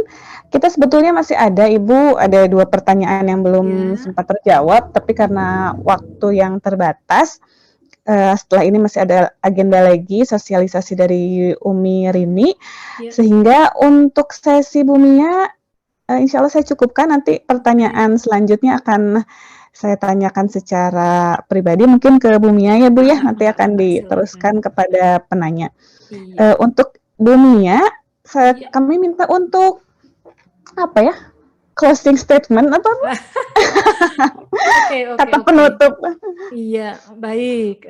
Terima kasih Bu Aul, terima kasih Ibu Bapak yang sudah setia nongkrong di sini ya, mendengarkan saya ngoceh. Karena kalau ditanya, Ari Bu Mia tukang naon ya begini, tukang ngoceh, tukang ngocoblak begitu ya.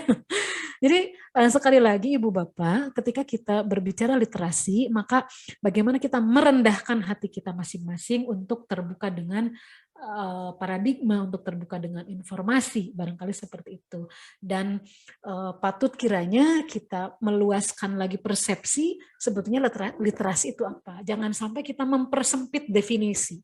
Oh, ada literasi. Nah, hati-hati kita tidak boleh mempersempit definisi bahwa menyebutkan literasi itu adalah calistung. Kata siapa? Calistung itu hanya bagian saja, begitu ya. Nah, selain kita bagaimana merendahkan hati untuk bab literasi ini, literasi dini, juga bagaimana kita berupaya selalu membuka jalan untuk mengayakan.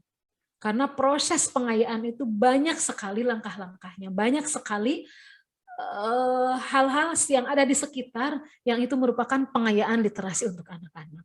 Mengajak anak memasak, mengajak anak membereskan rumah, mengajak anak proyek, mengajak anak membantu pekerjaan orang tua, itu pun bagian dari pengayaan literasi sebetulnya.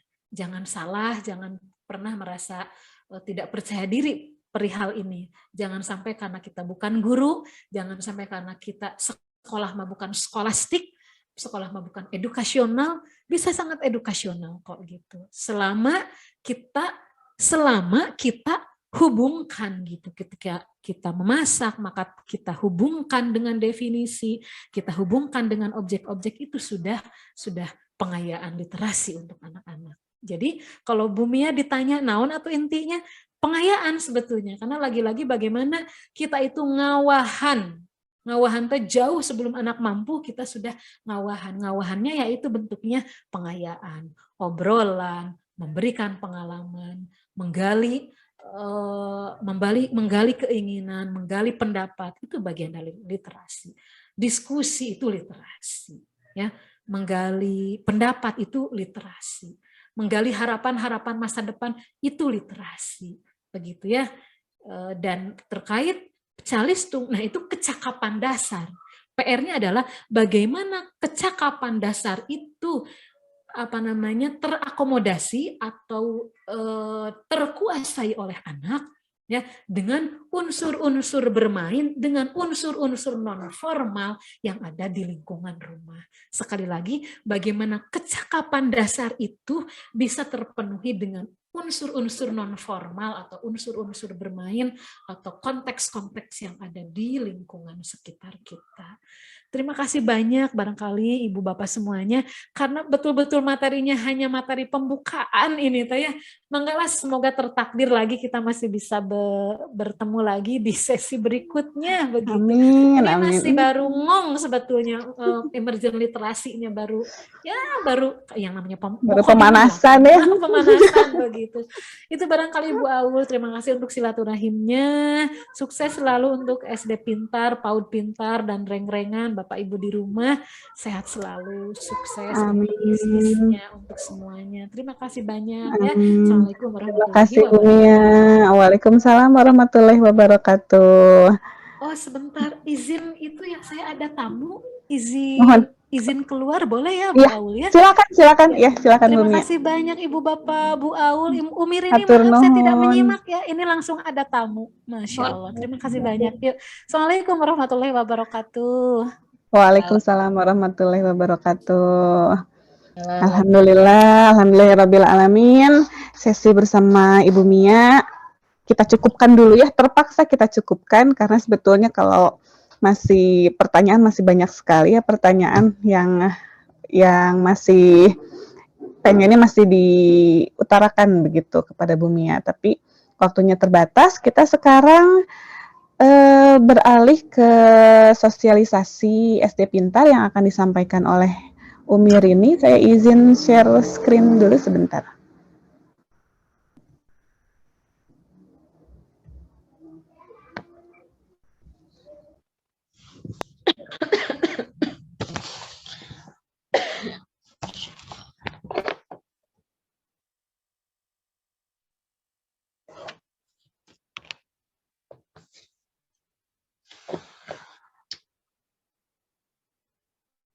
Udah muncul, Bu.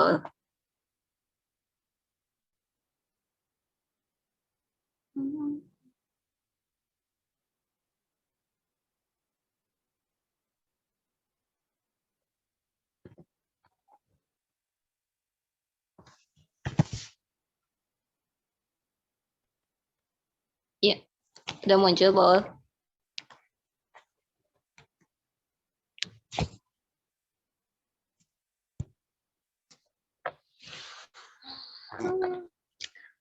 Bawa langsung aja, Umi.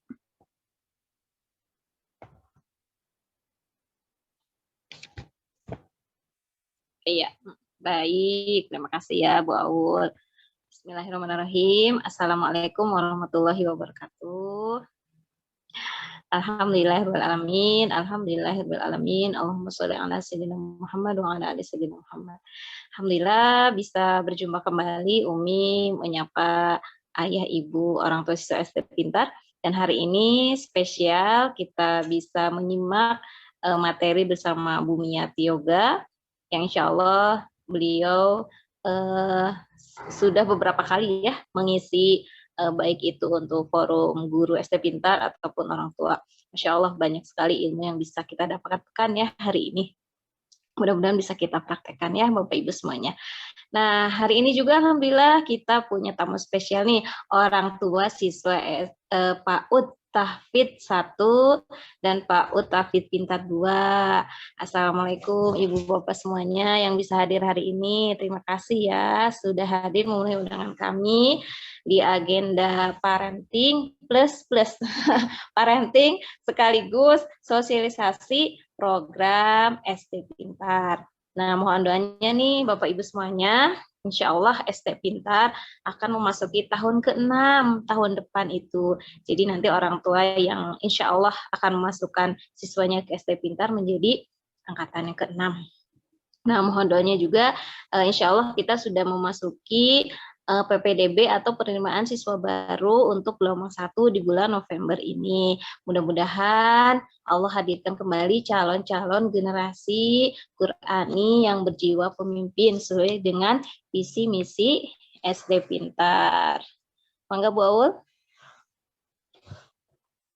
Iya.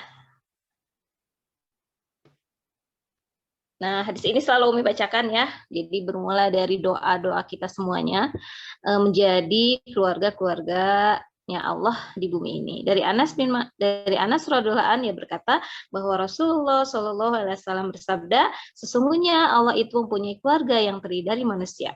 Kemudian Anas bertanya, siapakah mereka itu wahai Rasulullah? Beliau menjawab, yaitu ahli Quran. Orang yang membaca atau menghafal Al-Quran dan mengamalkan isinya. Mereka adalah keluarga Allah dan orang-orang yang istimewa bagi Allah. Hadis riwayat Nasai, Ibnu Majah, Hakim, dan Ahmad. Nah, mudah-mudahan SD Pintar ini menjadi salah satu wasilah, menjadi salah satu pintu keluarga-keluarga kita menjadi keluarga-keluarganya Allah di bumi, karena kita punya visi misi menjadikan anak-anak kita dekat dengan Al-Quran, cinta dengan Al-Quran, dan beramal dengan Al-Quran. Next.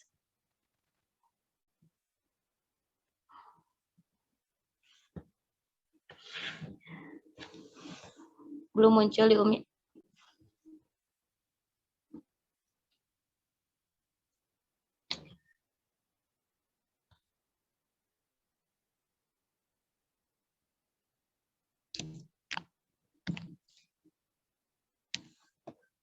Udah next, Bu?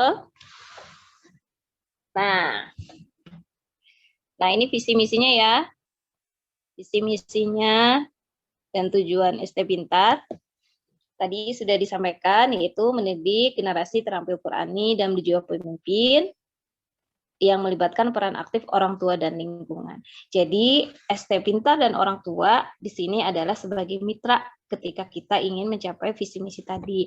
Ya alhamdulillah 5 tahun ini kebersamaan kami bersama orang tua SD Pintar sangat kami apresiasi gitu ya. Orang tua dan sekolah menjadi mitra sehingga tujuan-tujuan yang ingin kita capai mudah-mudahan bisa kita capai bersama nanti ya ketika anak-anak kelas 6 lulus tahun depan. Seperti itu. Next. Dipercepat aja nggak apa-apa, Bu.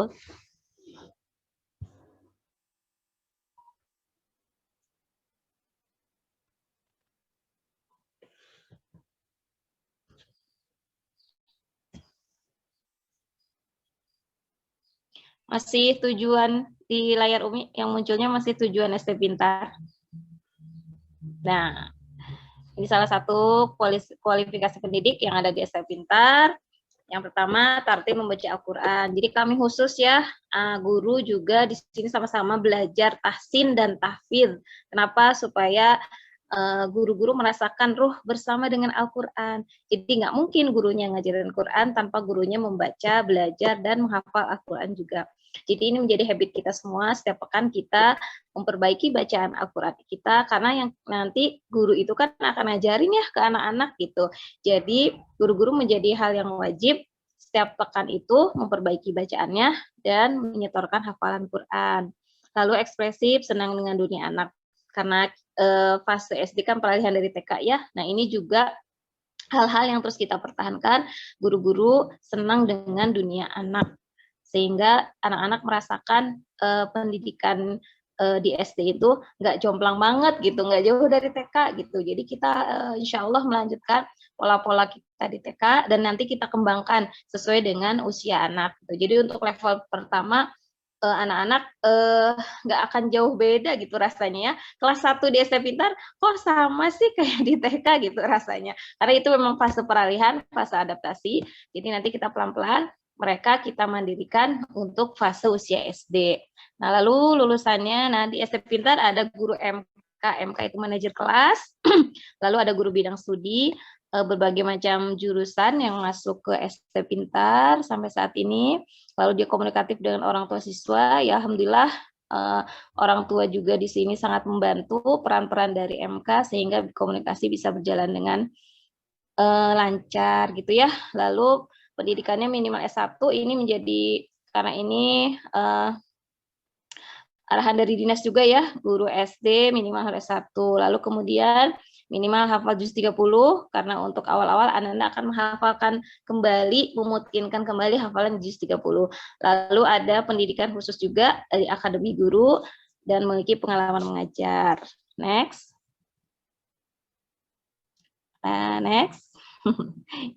Itu lagi lokakarya ya. Nah, programnya apa aja sih? Program reguler yang ada di SD Pintar. Nah, ini untuk kelas kecil. Kelas kecil itu kelas 1 sampai kelas 3. Nah, targetnya adalah menghafal 2 juz ya. Karena 1 juz yang juz 30 yang sebelumnya sudah dihafal di TK, nanti kelas 1 kita mutkinkan, kita kuatkan kembali hafalan juz 30.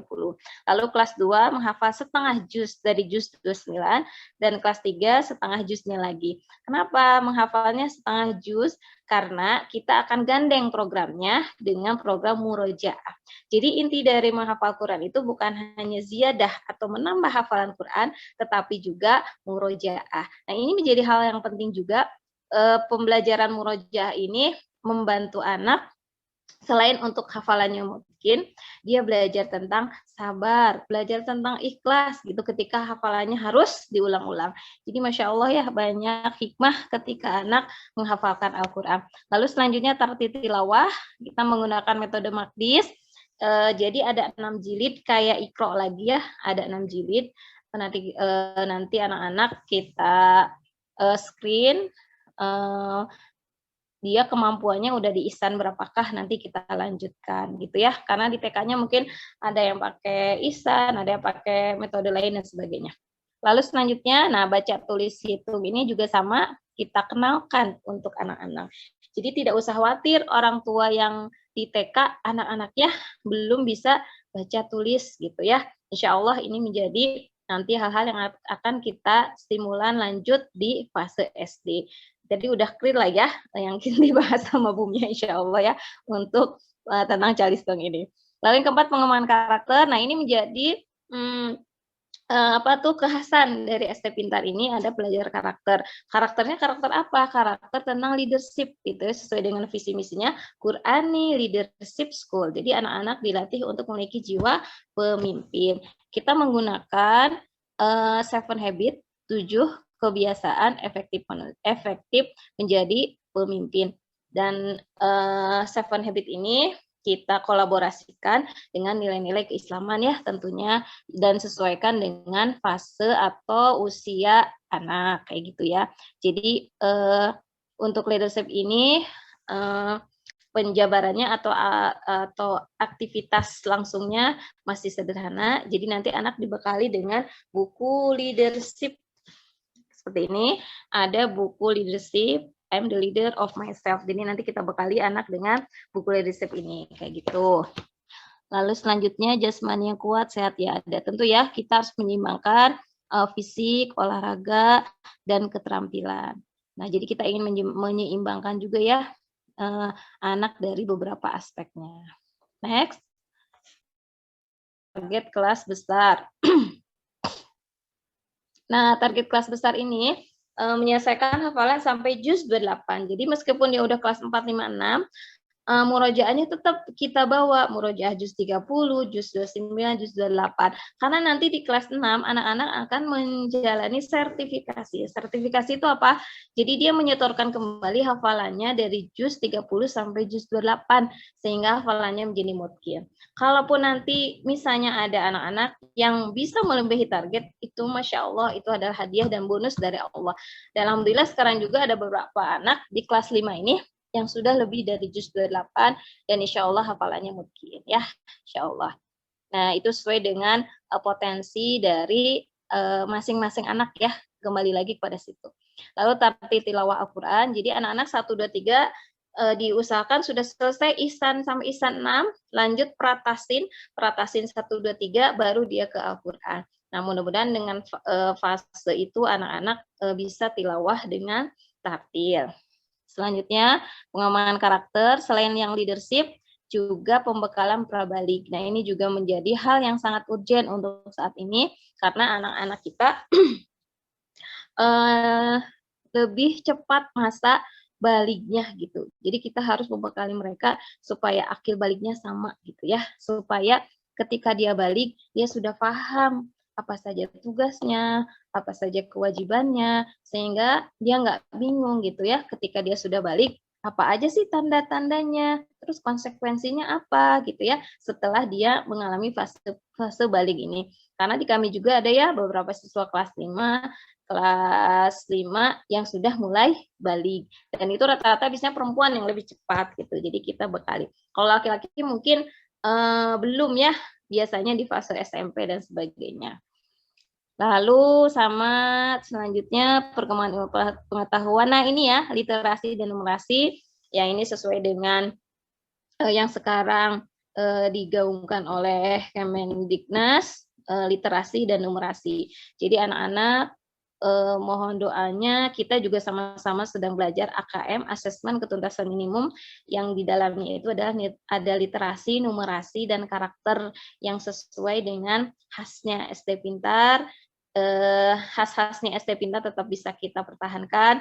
Lalu selanjutnya nilai-nilai pakem literasi numerasinya bisa kita praktekkan seperti tadi ya yang disampaikan oleh Bu Mia. Lalu selanjutnya fisik, jasmani, dan persiapan UN.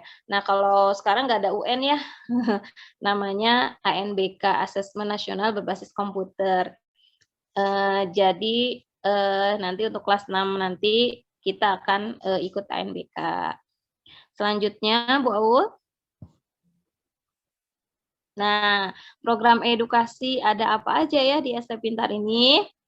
Ya, ini ketika fase normal atau reguler ya. Mudah-mudahan nanti tahun ajaran baru kita doa sama-sama. Kita semua udah masuk reguler dan normal lagi gitu ya. Nggak ada online offline lagi gitu ya. Mudah-mudahan ya doa dari semuanya. Nah, beberapa kegiatannya ada home visit, outbound dan renang, peringatan Hari Besar Islam. Jadi anak dikenalkan apa itu Isra Mi'raj, Maulid Nabi ya, kayak gitu. Ada bulan Ramadan, bulan Sa'ban dan sebagainya. Monthly report, nah ini tuh laporan bulanan sama ya seperti di PAUD, monthly laporan bulanan kemampuan tahfiz dari anak-anak. Lalu ada Hafiz Day. Selanjutnya field trip, leadership day, ada wisata buku, camping ceria atau Muhoyam Quran, dan family day. Nah ini beberapa program-program yang mungkin ketika pandemi ini beberapa jadinya berbasis rumah gitu ya. Jadi insya Allah mudah-mudahan tahun ajaran baru bisa kita laksanakan semuanya gitu ya, karena ini hal yang sangat membantu untuk perkembangan anak-anak kita gitu ya, kegiatan-kegiatan ini. Selanjutnya Bu Aul. Next. Ini beberapa contoh kegiatan ya. Market Day, Family Day, sama Field Trip Edukasi. Nah, kegiatannya nih di SD Pintar ada apa aja nih kalau lagi reguler, lagi normal. Nah, jadi sekolahnya di SD Pintar tuh masuknya 7:30, pulangnya jam 2 gitu. Jadi kita semi full day ya. Pagi-pagi kita biasanya ngapain nih? Kita penyambutan, ada motorik kasar. Jadi lanjutan dari TK atau dari PAUD, kita lanjutin motorik kasarnya gitu ya. Karena ini membantu untuk proses tumbuh kembang anak-anak kita. Selanjutnya ada wudu dan duha, ini menjadi bagian pembelajaran yang menjadi habit anak-anak di sekolah ya, wudu dan duha, lalu masuk ke pelajaran tahfiz, snack time, sama ya kayak di TK, lalu masuk ke pelajaran selanjutnya pelajaran utama, tematik 1, tematik 2, dan selanjutnya lalu ada jeda istirahatnya. Jadi kata anak-anak tuh di SD Pintar banyak istirahatnya gitu ya. Jadi kalau ada satu sesi selesai istirahat. Nah itu waktu itu kita lihat di belajar yang waktu di Finlandia ya, banyak istirahatnya ya. Jadi ketika anak udah belajar dikasih jeda 5 menit itu baik katanya untuk merefresh ya. Merefresh otaknya, ya mereka bisa istirahat sejenak sebelum nanti menerima pelajaran selanjutnya. Lalu sholat, istirahat, makan, nah ini juga sama, makan menjadi bagian pembelajaran yang ada di SD Pintar, lalu nanti anak-anak latihan cuci piring di sekolah. Nah ini menjadi hal yang seru ya, ketika anak-anak belajar antri, lalu belajar cuci piring dan tanggung jawab, belajar berlatih bertanggung jawab, menyimpan bekas makannya atau tempat makannya di loker masing-masing. Dan di akhir kita ada belajar tahsin, lalu clean up, doa, dan pulang. Nah ini kegiatan harian kurang lebih yang ada di SD Pintar. Masih ada? Nah ini profil lulusan ya, tadi Umi udah sampaikan di opening awal ya. Mudah-mudahan nanti tahun depan lulusan SD Pintar membacanya sudah tartil, dia kemampuan berbahasanya sudah baik, seninya juga, teknologi yang aplikatif, lalu mampu hidup mandiri dan memiliki jiwa pemimpin, dan hafal 3 juz secara mungkin, lalu memiliki kemampuan akademik yang kompetitif. Jadi kemampuan literasi, numerasi, dan karakternya juga bisa sama dengan sekolah-sekolah lainnya. Jadi mohon doanya, mudah-mudahan profil lulusan yang kita buat di desain awal SD Pintar ini Allah kabulkan, kemudian menjadi sebuah profil lulusan nanti angkatan pertama gitu ya, menjadi prototipe kita bersama juga gitu ya. Mudah-mudahan Mohon doa dari orang tua semuanya, profil lulusan SD Pintar seperti yang kita rencanakan. Udah ya, Bol ya?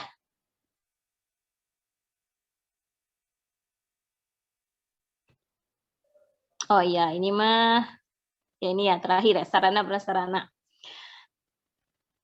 Ya, ini sarana-sarana yang ada di SD Pintar. Ada ruang, jadi setiap kelas kita memiliki ruang display kreativitas ya.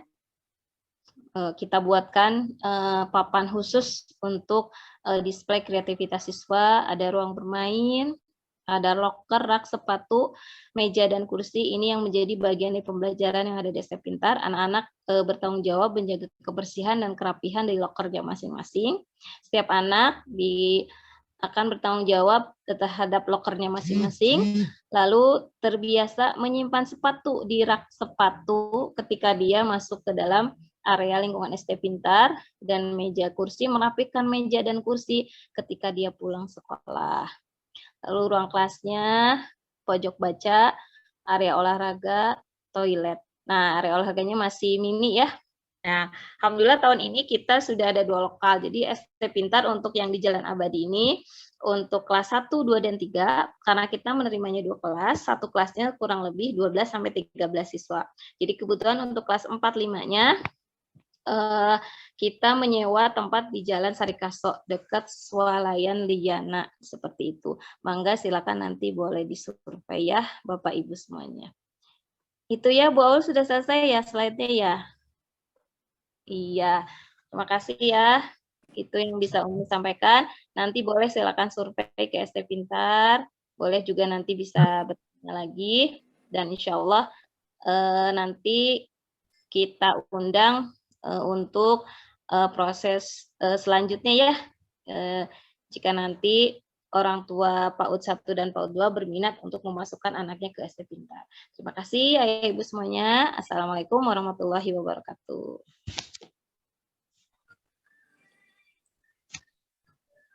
Yang sudah memaparkan tentang SD Pintar dan penerimaan siswa baru SD Pintar tahun ajaran 2022 dan 2023. Mudah-mudahan di tahun ajaran baru kita bisa sekolah secara normal, sudah full lagi dari pagi sampai jam 2 siang, supaya semua kebutuhan anak-anak bisa terpenuhi ya, mulai dari pendidikan tematiknya maupun dari sisi pembiasaan agamanya, karena memang alhamdulillah di SD Pintar ini selain sebelum kita belajar tentang tematik atau tentang mata pelajaran, ada pembiasaan terlebih dahulu, baik itu pembiasaan wudhu, kemudian ada kita sama-sama membaca hadis, membaca Asmaul Husna. Dengan pembiasaan seperti ini, insya Allah anak-anak akan secara tidak langsung, secara tanpa mereka sadari sudah terbiasa dan bisa gitu melafalkan hadis-hadis dan Asmaul Husna gitu. Mudah-mudahan bisa, insya Allah kalau masih kecil mah seperti memahat pada batu ya, jadi sampai gede pun masih terpatri gitu. Nah, terima kasih untuk Ayah Bunda yang sudah bergabung pada pagi hingga siang hari ini. Apabila masih ada pertanyaan, kami boleh lewat WhatsApp aja ya Mi ya, melalui Japri karena waktunya sudah habis, sudah jam 11. Terima kasih. Mohon maaf apabila pasti banyak kesalahan dari saya. Kita sama-sama beristighfar dengan istighfar terbaik kita 3 kali, astagfirullahalazim, astagfirullahalazim, astagfirullahalazim, dan doa penutup majelis, subhanaka Allahumma wa bihamdika asyhadu an la ilaha illa anta astaghfiruka wa atubu ilaik. Hatur nuhun, mohon maaf banyak kesalahan. Terima kasih Umi, terima kasih Bu Mia, terima kasih Ayah Bunda, terima kasih dari orang tua PAUD 1, PAUD 2, dan juga calon siswa kelas 1 SD Pintar tahun ajaran yang baru nanti. Saya tutup sesi Zoom pada pagi hari ini. Assalamualaikum warahmatullahi wabarakatuh. Hatur nuhun. Waalaikumsalam. Waalaikumsalam warahmatullahi wabarakatuh. Semuanya ya. Makasih Mama Umar. Ada katernya dong yang nggak pegang. Makasih Mama Davi. Ya, sama-sama Bu Aul. Mama Irdina. Ada Latifah, makasih Latifah. Umi, izin Bunda live mana? ya. Mangga. Atur nuhun Bunda Ata. Sama abunya. Assalamualaikum. Waalaikumsalam. Saya izin, saya sapa dulu pengen nyapa. Ada Bu Nisa, ini Bu Nisa. Ada M. Syakil dari Taut B. Alhamdulillah, Masya Allah. Ada Alea. Ada Baran. Ini Bunda Faisal, Siti Aisyah.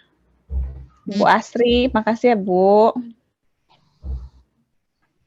Ada Gisti, hatur nuhun, sudah gabung. Sama-sama Mbak Aul, nuhun juga udah ajak.